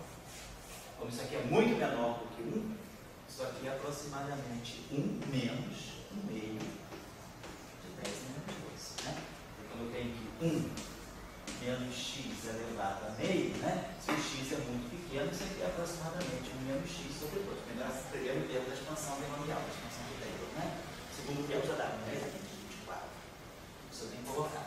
Então, meu V sobre C é na faixa de 1 menos meio, né? Quer dizer, 0,5, que é 5 vezes 10 a menos 1, ou seja, 5 vezes 10 a menos 13. Então, isso aqui é 0,0012 zeros e o 5K, miserável 5K na 13ª casa decimal. Então, 5 na 13ª casa decimal. Então, isso aqui vai ficar 0,9.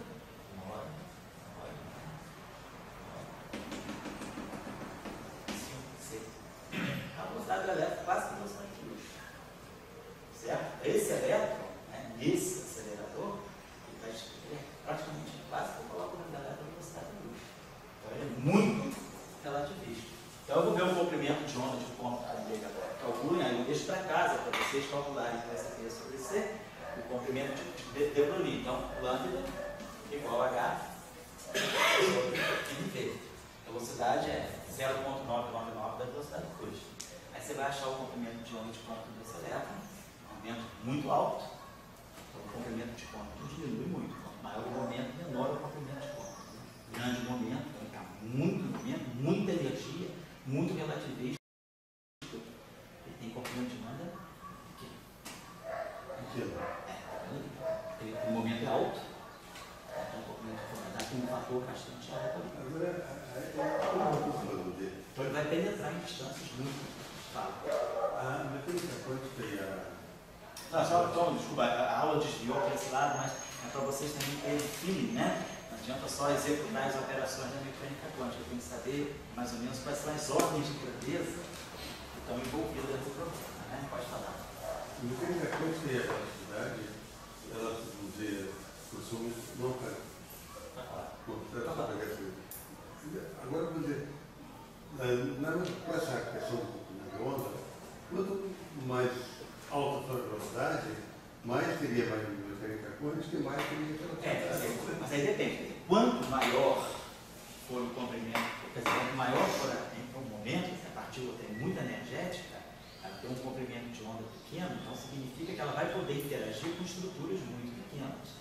Então, por isso que esse elétron, com essa velocidade, ele é muito bom para fazer investigação em física de partículas elementares, porque esse elétron, muito pequeno, quer dizer, esse elétron tem muita energia, então se ele tem muita energia, ele se choca com pósitrons, elétron-pósitrons muito energéticos, vão dar energias muito altas, 10 a 6 MeV, né?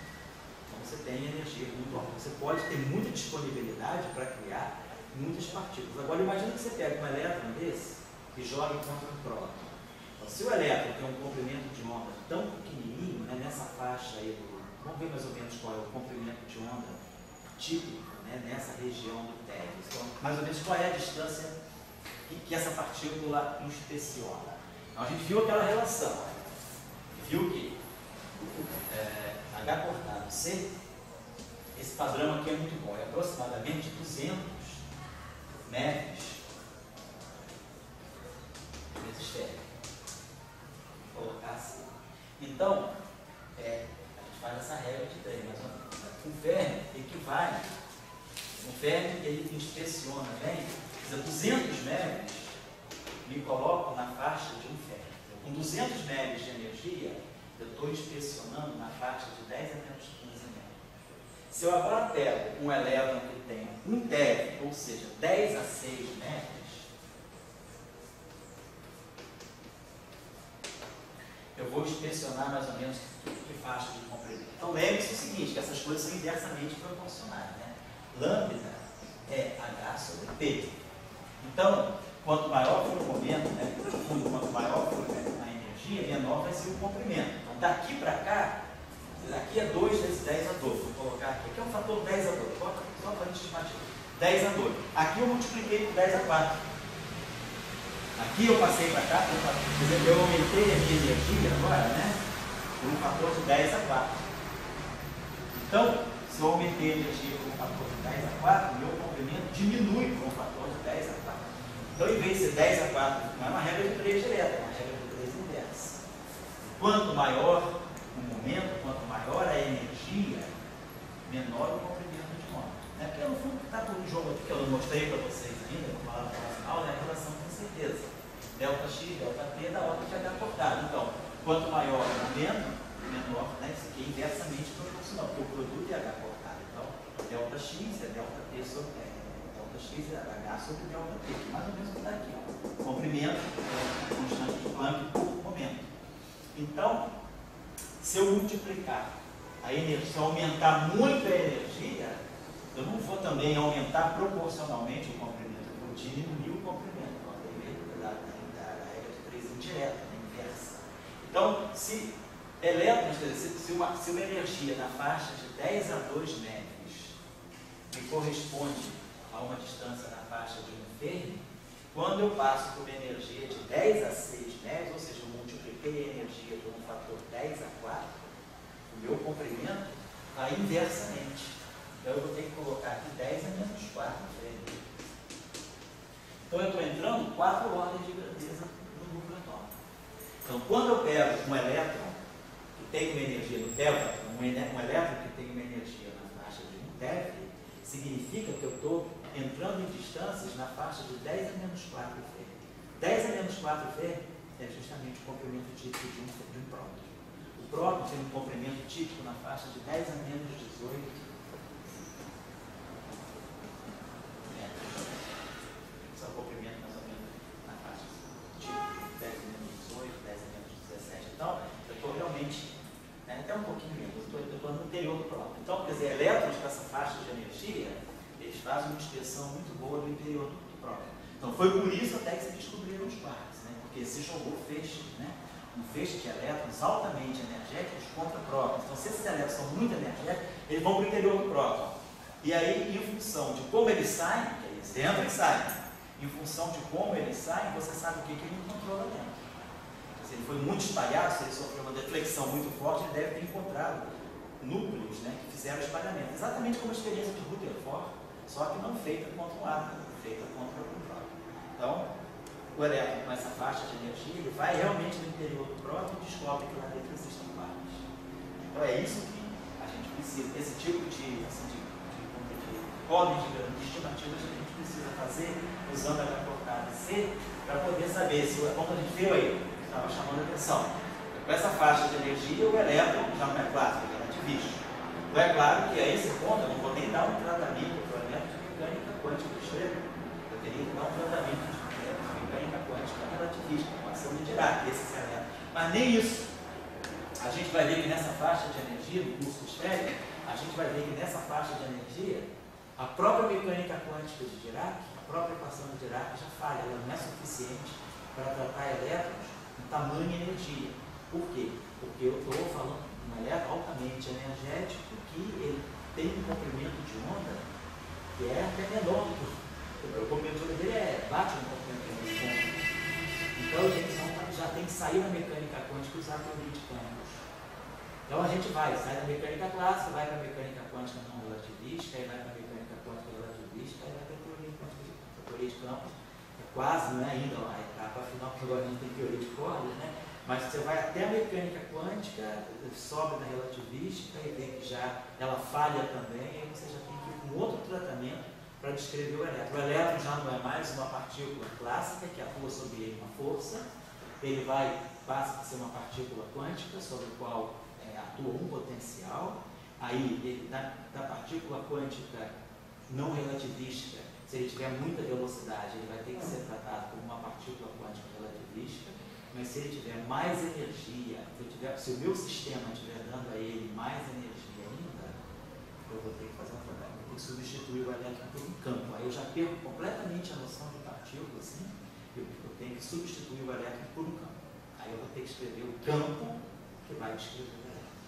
Então, e isso tudo vai depender da escala de energia, certo? Então, a gente pode pegar o mesmo elétron e ver sobre diferentes prismas, né? Dependendo sempre das dimensões do sistema com o qual ele está interagindo. Então, o elétron, como eu falei com vocês na aula de hoje, num campo elétrico eu posso usar a equação de Newton, elétron, as placas médias, um capacitor de televisão, dá para usar a de Newton. Depois, quando o campo elétrico for muito intenso, eu já tenho que usar a mecânica quântica. Depois eu tenho que usar a relativista. Depois, no acelerador, eu já tenho que usar a teoria quântica. Certo? Oi? Mas você falou que o comprimento de onda a gente consegue ver analisar entre Newton e a teoria quântica. Pelo comprimento de onda, sim. Isso. E como eu vou saber que eu vou usar a teoria de campos ou a teoria quântica pela quantidade de energia?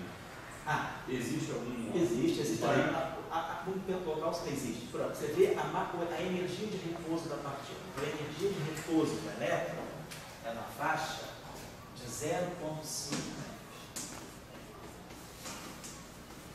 Então, isso é um padrão. Então, pergunta é importante. Então, eu dou esse padrão, eu sei que o elétron, a massa de repouso de um elétron é isso. Aí a gente sabe, no mundo relativístico, né, a relatividade, ela me ensina que eu tenho uma relação de equivalência entre massa e energia. Então, a gente sabe lá na relatividade especial que se eu pegar fótons interagindo com fótons, podem criar áreas de elétrons e pósitrons, ou vice-versa. Eu posso jogar um pósitron contra um elétron, pode no final sair um pósitron contra um elétron, eu posso pegar um pósitron e um elétron, eles interagem, são espalhados e saem, como eu posso também mandar um pósitron contra um elétron e sair no final nenhum de pósitron e elétron, vai sair dando. Então, ou seja, a relatividade especial me ensina que a partir de matéria eu posso criar energia e a partir de energia eu posso criar matéria. Então, por causa dessa relação. Então, as leis da relatividade especial, elas não conservam a massa, elas conservam a energia, uma massa. Então, claro, a massa do fóton é zero, a massa do elétron é zero.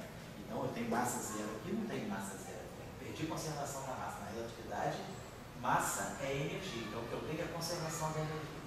Então, se você dá muita energia a um sistema de elétrons, você acaba podendo criar mais elétrons. Imagina que eu tenho um elétron de 0,5 metros e você está usando um dispositivo que você pode ter à sua disposição energias na faixa de 1 MeV. Com uma energia de 1 MeV, você pode criar um par de elétrons e pósitrons. Então, se você começa a dar muita energia a um sistema, você já começa a criar elétrons e pósitrons. Então, você perdeu o controle do número de partículas. Então, você já não pode mais usar a mecânica quântica. Você tem que usar a teoria de campos. Lembra que nas primeiras aulas, duas aulas atrás, eu mostrei para vocês que na mecânica quântica nós temos uma conservação. O número de partículas é conservado. Então, se eu boto uma partícula num poço de potencial, o meu problema vai ser sempre essa partícula no potencial. Se eu boto duas partículas, vão ser duas partículas. Então, para eu fazer um tratamento de mecânica quântica, eu não posso mexer no número de partículas. Quando eu começo a dar energia suficiente, que o sistema começa a criar muitas partículas, eu tenho que dar um tratamento de teoria de campo. O campo é o que me substitui. O campo deixa solto o número de partículas. Então, por exemplo, quando você está no acelerador, tipo o NHC, em que você tem energia na faixa de 7 volts, hoje não, ele vai chegar a 14 TeV, mas ele hoje está operando com 7 TeV. Então, se você tem 7 TeV de energia à disposição, você pode criar muitas e muitas partículas. Isso acontece no LHC, choca próton contra próton e criam-se muitas partículas. Muitas que nós conhecemos, partículas hadrônicas. Agora, de repente, estão ali, a gente ainda não viu outras partículas. A gente não sabe, de repente, pode estar ali as partículas supersimétricas. Mas você cria muitas outras partículas. Você cria W mais, W menos. Então, você dá energia ao sistema suficiente para criar muitas partículas. Claro que essas partículas interagem muito entre si ou decaem, você não vai vê-las, porque tudo acontece num tempo típico, na faixa de 10 a menos 23 segundos. Mas depois de 10 a menos 23 segundos da colisão, sobem os efeitos, né? Aquilo que aconteceu na hora da confusão.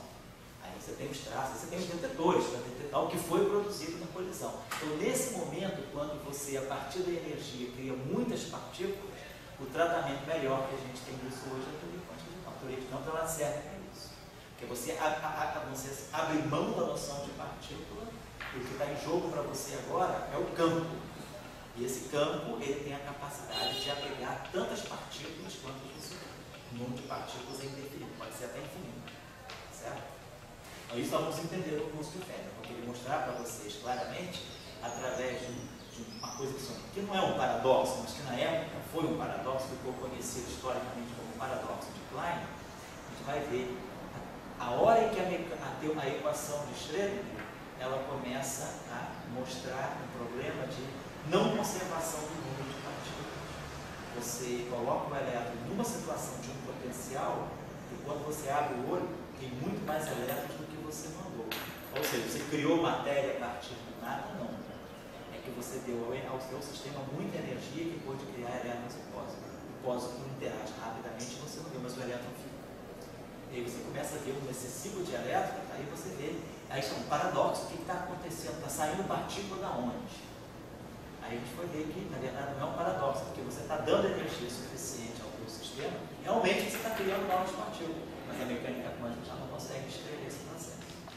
Fica uma probabilidade negativa, dá umas coisas completamente loucas. Então, sei lá, esse formalismo falhou. Aí você tem que entrar na teoria quântica de campos. Então, a teoria quântica de campos, ela foi o passo à frente da mecânica quântica, no sentido de você poder tratar de sistemas quânticos agora que não tem um número de partículas fixado. O número de partículas é variável, certo? Então, isso fica claro dentro da equação de pelo chamado paradoxo. Então, a aula hoje foi para cá completamente diferente. Eu peço desculpas, mas acho que não foi tempo perdido. Então, eu vou só finalizando a aula, vou encaminhar a gente para a discussão que eu queria fazer, que era só trabalhar essa equação. Então, nós colocamos a equação de Schrödinger na chamada forma estacionária. Então, o meu problema é resolver essa equação. Ah, bom, então, em diferentes situações que eu deixei como tarefa para vocês verem nos livros do Gabriel-Witt, do Griffiths e assim vai. Bom, eu quero chamar a atenção para vocês agora para a seguinte situação que vai nos levar a esse trabalho, esse que eu queria fazer em detalhe com vocês na próxima aula, que nós vamos usar o método bem operatorial de teoria de grupo para resolver a questão do oscilador harmônico mecânica quântica. Vamos chegar vamos evitar, vamos conseguir tirar as funções de onda do oscilador harmônico sem precisar resolver essa equação diferencial. Então, no oscilador harmônico, o potencial é um meio de caixa de 2. Eu tenho esse problema para resolver, essa equação diferencial para resolver. Essa derivada aqui agora fica derivada, né? A função depende só de x. Então, eu tenho que resolver essa equação diferencial. Na literatura, se eu for olhar assim, o aspecto mais matemático da discussão, né? Equação diferencial de segunda ordem, essa equação diferencial ela me conduz aos chamados polinômios de Hermite.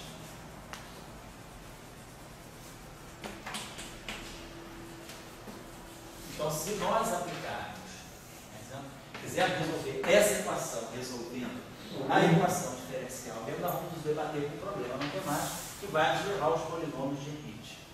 No entanto, nós vamos ter capacidade de resolver essa equação diferencial, tirar a função aqui de x sem resolver a equação diferencial.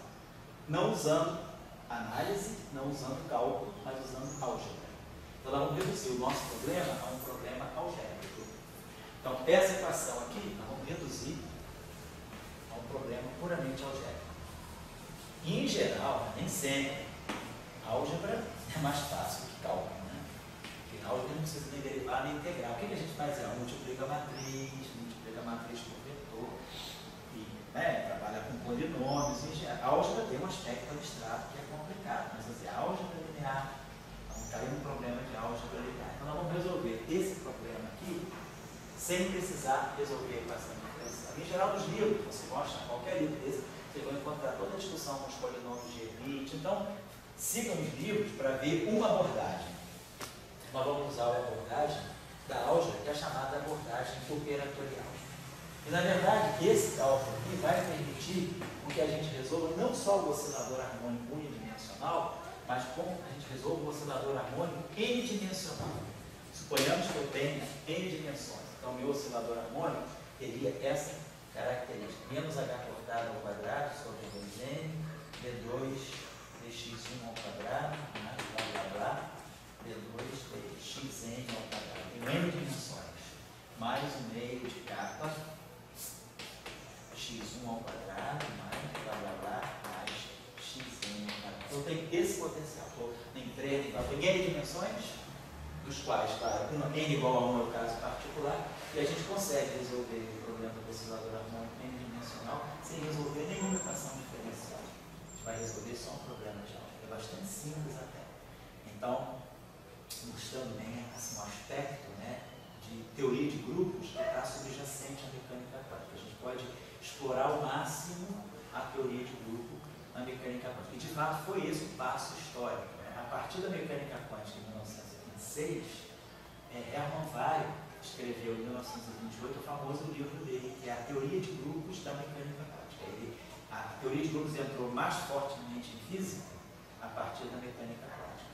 E a gente vai ver que sempre aqui no curso a gente vai explorar mais os métodos de grupo para resolver os problemas de mecânica quântica, já que na forma tradicional vocês encontram bem os livros aí. Tá certo? Então, vamos ficando por aqui hoje. E aí, o que eu posso Pois é, pessoal. Isso aqui, né? Não, tem, claro que isso aí é uma coisa bem conhecida, mas acho que é bom a gente explorar os métodos alternativos. O átomo de hidrogênio resolvido pelo método de teoria de grupo é fantástico. É bem interessante, porque a gente faz explorar ao máximo esse mecanismo. É importante, né? A teoria de grupo é que ela te revela as máximas simetrias que um sistema tem. Quanto mais simetria você tem à disposição, mais fácil fica de resolver o seu sistema. Muita simetria significa que você tem uma solução muito vinculada por muitas simetrias, então a solução fica muito amarrada. Quanto mais simetria, mais a gente amarra a solução, fica mais fácil de resolver o problema. Então, na próxima aula vamos trabalhar isso aí. Queria só deixar para vocês um exercício simples, né, que é a base, depois do princípio da incerteza, que eu vou ver se eu consigo fazer na próxima aula também, uma demonstração mais clara, né? Mas é o seguinte. Então, na mecânica clássica, né, na mecânica quântica, perdão, nós vimos que nós vamos associar ao operador de momento, nós estamos associando esse operador aqui, menos IH cortado dx. Então, isso mostra para nós o seguinte, que é uma coisa típica da mecânica clássica. Se eu pegar a coordenada de posição e fizer o comutador com o momento, o que significa o comutador? Nós já sabíamos aqui do nosso curso do ano passado de teoria de grupo, é pegar um objeto, multiplicar pelo outro e subtrair da forma inversa. Quer dizer, ou seja, se xp for igual a px, isso dá zero. Então o comutador é zero. Então x e p comuta. A ordem dos fatores não altera o produto. Mas nós sabemos que no cálculo matricial isso não é verdade. Quando eu pego uma matriz A, multiplico por uma matriz B, em geral, isso é diferente de B multiplicado por A. Então, A vezes B, em cálculo matricial, normalmente é diferente do D vezes A. Então, a gente cria uma grandeza algébrica chamada comutador, que, por definição, é o produto AB menos o produto BA. Se isso for zero, o comutador sendo zero, AB é igual a BA. Mas se AB for diferente, se esse comutador for diferente de zero, esse valor aqui está me mostrando o quanto esse produto se afasta da comutatividade, quer dizer, o quanto a ordem dos fatores é relevante para o produto. Quanto maior isso aqui, né, significa que mais esses objetos não comutam. Se isso aqui tende a zero, significa que esses objetos, tanto faz botar A vezes B como B vezes A. Então, isso é muito típico do cálculo matricial. Os números, normalmente, satisfazem a relação de multiplicação. Então, eu faço um cálculo, né? 2 vezes 3 e faço sempre 3 vezes 2. Ou x vezes y vezes z2 é z2 vezes y vezes x, que é y vezes z2 vezes x, tanto faz. Agora, muitas vezes eu tenho sistemas numéricos que não são comutantes. Eu tenho números que não são comutantes também, que a gente introduz em física, que são chamados de números de Grassmann. Não são matrizes. Se eu pegar um número A e multiplicar pelo número B, isso vai dar menos B vezes A. A gente faz física com esse sistema numérico também, que são chamadas variáveis grassmannianas. Isso é importante em algumas áreas da física, quando a gente fala, por exemplo, em teoria de Young-Mills, quando a gente fala de supersimetria.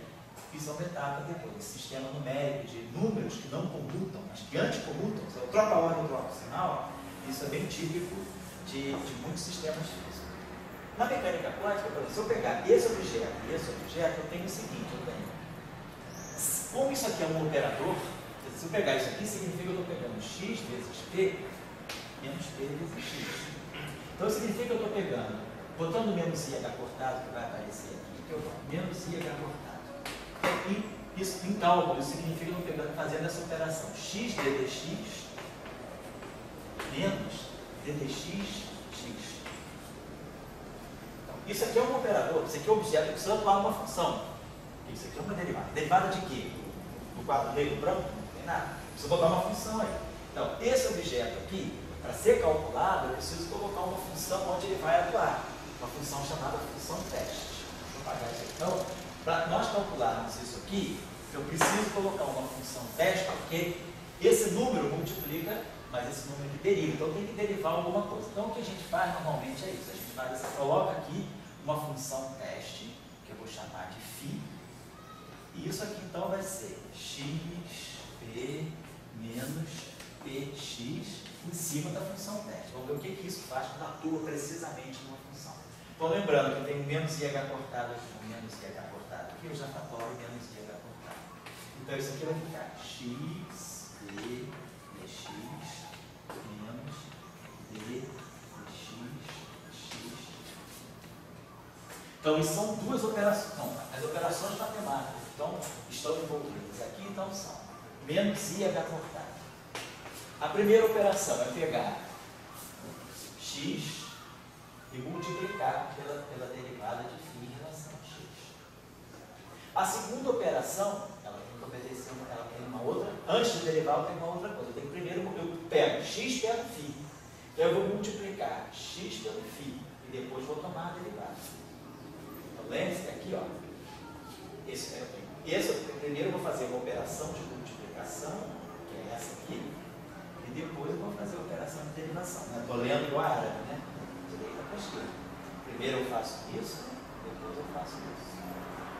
Então, ddx de xφ, derivada de x em relação a x é 1 vezes φ, mais x vezes a derivada de φ em relação a x. Isso com sinal menos na frente. Então, esse termo aqui vai ser cancelado por esse, que tem um sinal menos. Quem vai sobrar no final do dia? Menos φ.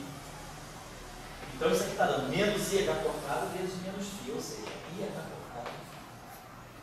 Então, qualquer que seja a função que eu coloque aí, isso vai dar no final do dia IH cortado.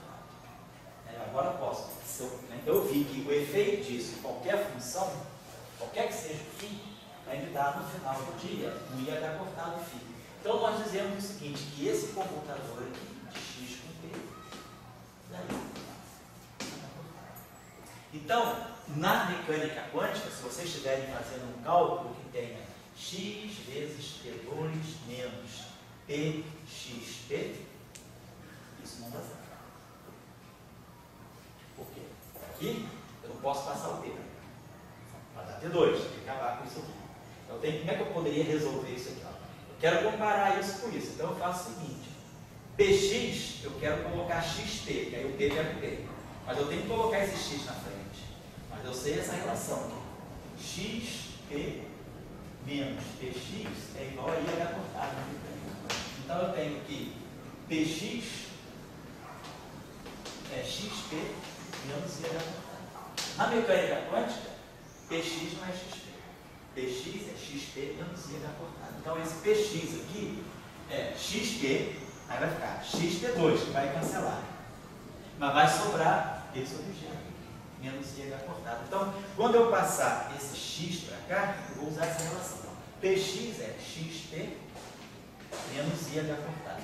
Vou pegar isso aqui, estou usando só isso aqui. PX é XP menos IH cortado.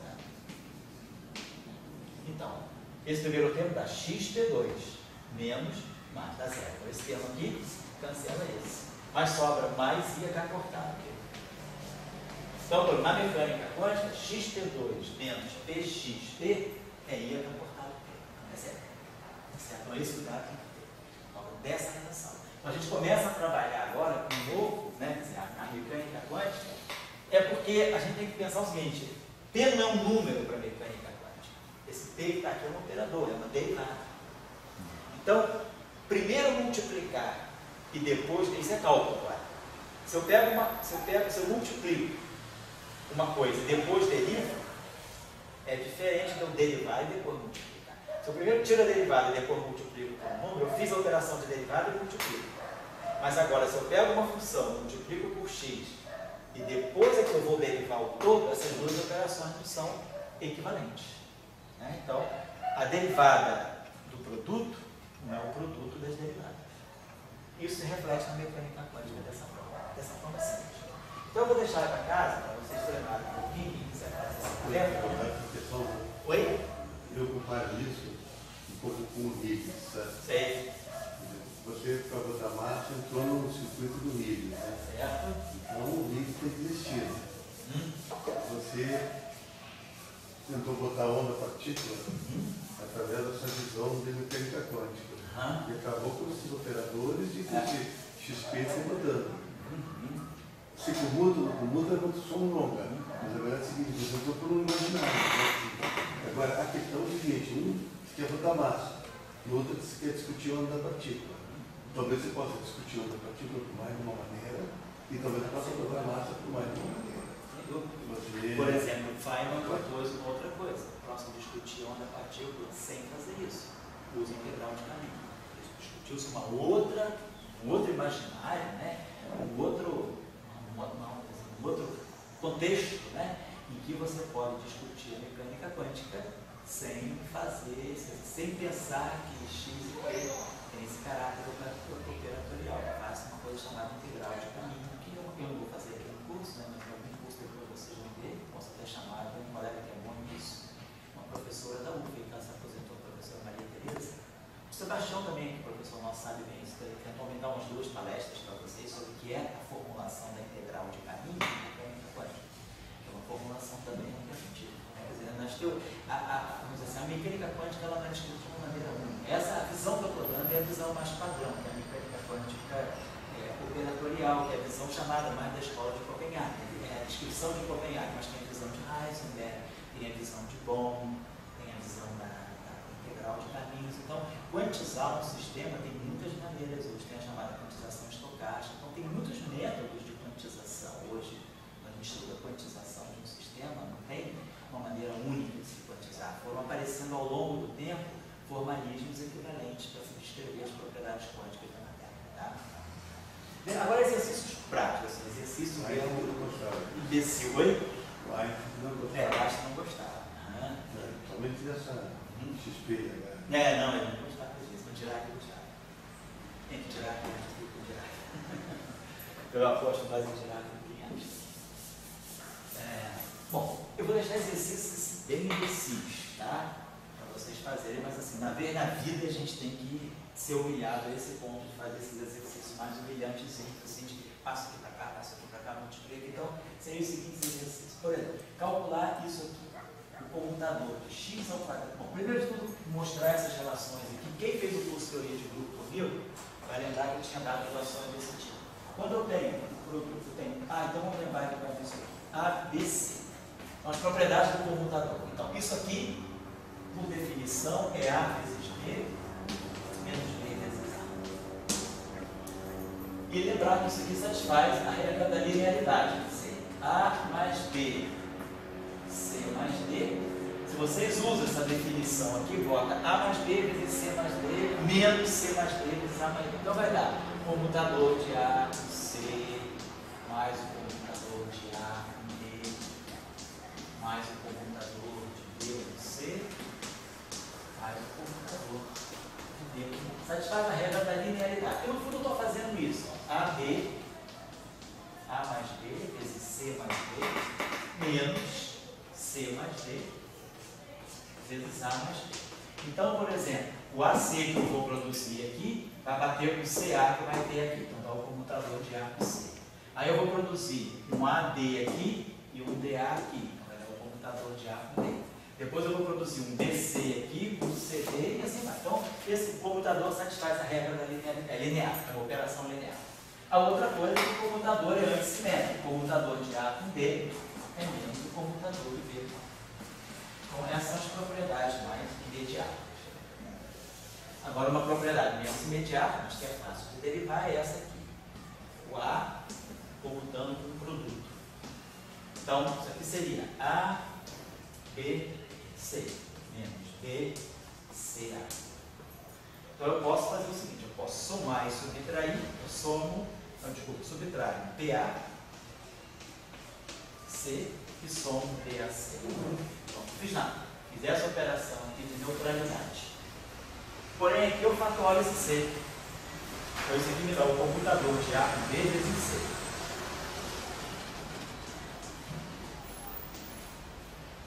E depois, esse termo que sobrou aqui, eu fatoro o B na frente, ó, ele me dá o comutador de A com C. Então, isso aqui mais B, comutador de A com C. Então, essa propriedade aqui é fácil de mostrar. É só fazer isso aqui. Então, vocês vão semelhantemente fazer isso aqui. AB com C. Façam essa relação, é parecida com essa, né? Meu estilo. E façam essa aqui. Quando eu tiver o computador, AB com C. Então façam isso aqui. E façam esse aqui também. Expressar isso aqui em função dos computadores simples. Expressar essa expressão aqui em função do A com C, B com C, A com C, A com D, B com C, B com D. Não é a linearidade, é diferente. Aqui eu tenho linearidade, aqui em produto. Então perdi a linearidade. Então façam esse computador e façam isso aqui também, conforme quem quiser fazer. Esse cálculo A, B com C, D, E. Fazer isso 2 com 3. Então faça esses cálculos aí que são simplesmente mecânicos, né? Agora vamos aplicar isso aqui para operadores conhecidos. Então, suponhamos que eu pegue esse objeto aqui, queira calcular esse computador aqui, x com p ao quadrado. E aí vocês podem aplicar essa regra.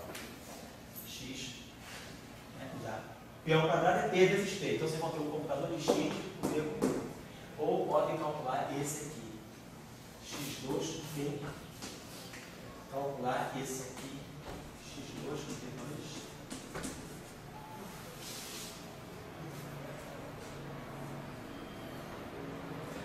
Quer dizer, como o computador é antissimétrico, né, sempre um objeto consigo mesmo dá zero. Então é claro, P computando com B dá zero. Por quê? Porque AA é menos AA, PP é menos PP. Então o computador de um objeto consigo próprio está sempre zero. Ele computa com ele mesmo. Quer dizer, A vezes A é A vezes A. Então tu faz na ordem que eu colocar. Então um objeto computa consigo próprio. Então eu posso fazer agora aqui, por exemplo, um computador, vamos dizer assim, de x3 com P4. Calcula isso aqui, por exemplo. E agora eu vou definir um outro objeto aqui que eu vou chamar de φ, que é o seguinte.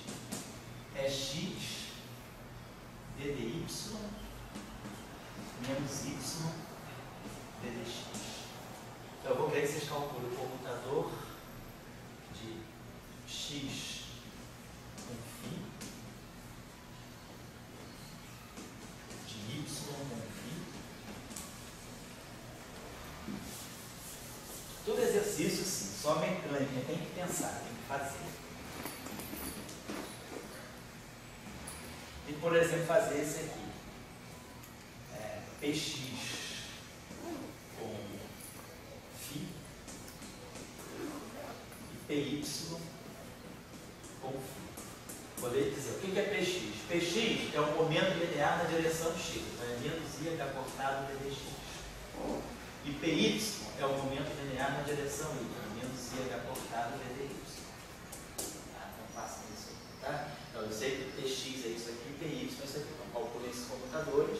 Como quero que vocês também calculem o computador de, por exemplo, de px ao quadrado mais py ao quadrado com φ. Então tem bastante exercício para exercitar a mão, para exercitar a cabeça. Rapidinho. Vai, isso aí é importante você ganhar esse tipo de traquejo, tá? E na próxima aula vamos trabalhar um pouco mais a questão dos operadores hermitianos e o formalismo operatório. Bom? Então, estou acabando por hoje. Então, a nossa última reunião desse semestre é daqui a 2 semanas, dia 17, sábado, dia 17. E aí, a gente, bom, semana que vem, então, até terça-feira, mais ou menos, eu estou passando para vocês a programação do curso em geral. Quem quiser fazer, se inscreve nos cursos, é tudo de graça, claro. É só mandar aí, a instrução é fácil, é só passar e-mail, acertar os cursos que quer fazer. Vai ter uma série de cursos do Maple também. Quem quiser aprender esse ferramental algébrico, né, para usar a computação algébrica, para fazer cálculos, vai ter uma série de cursos sobre os recursos do Maple. Esses cursos vão ser dados às sextas-feiras, né? Mas nós vamos começar as atividades em 14 de janeiro, que é um sábado. Tá? 14 de janeiro, que é um sábado, a gente vai estar fazendo o nosso curso, iniciando com o nosso curso de graduação e vamos até o dia 15 de fevereiro, que é...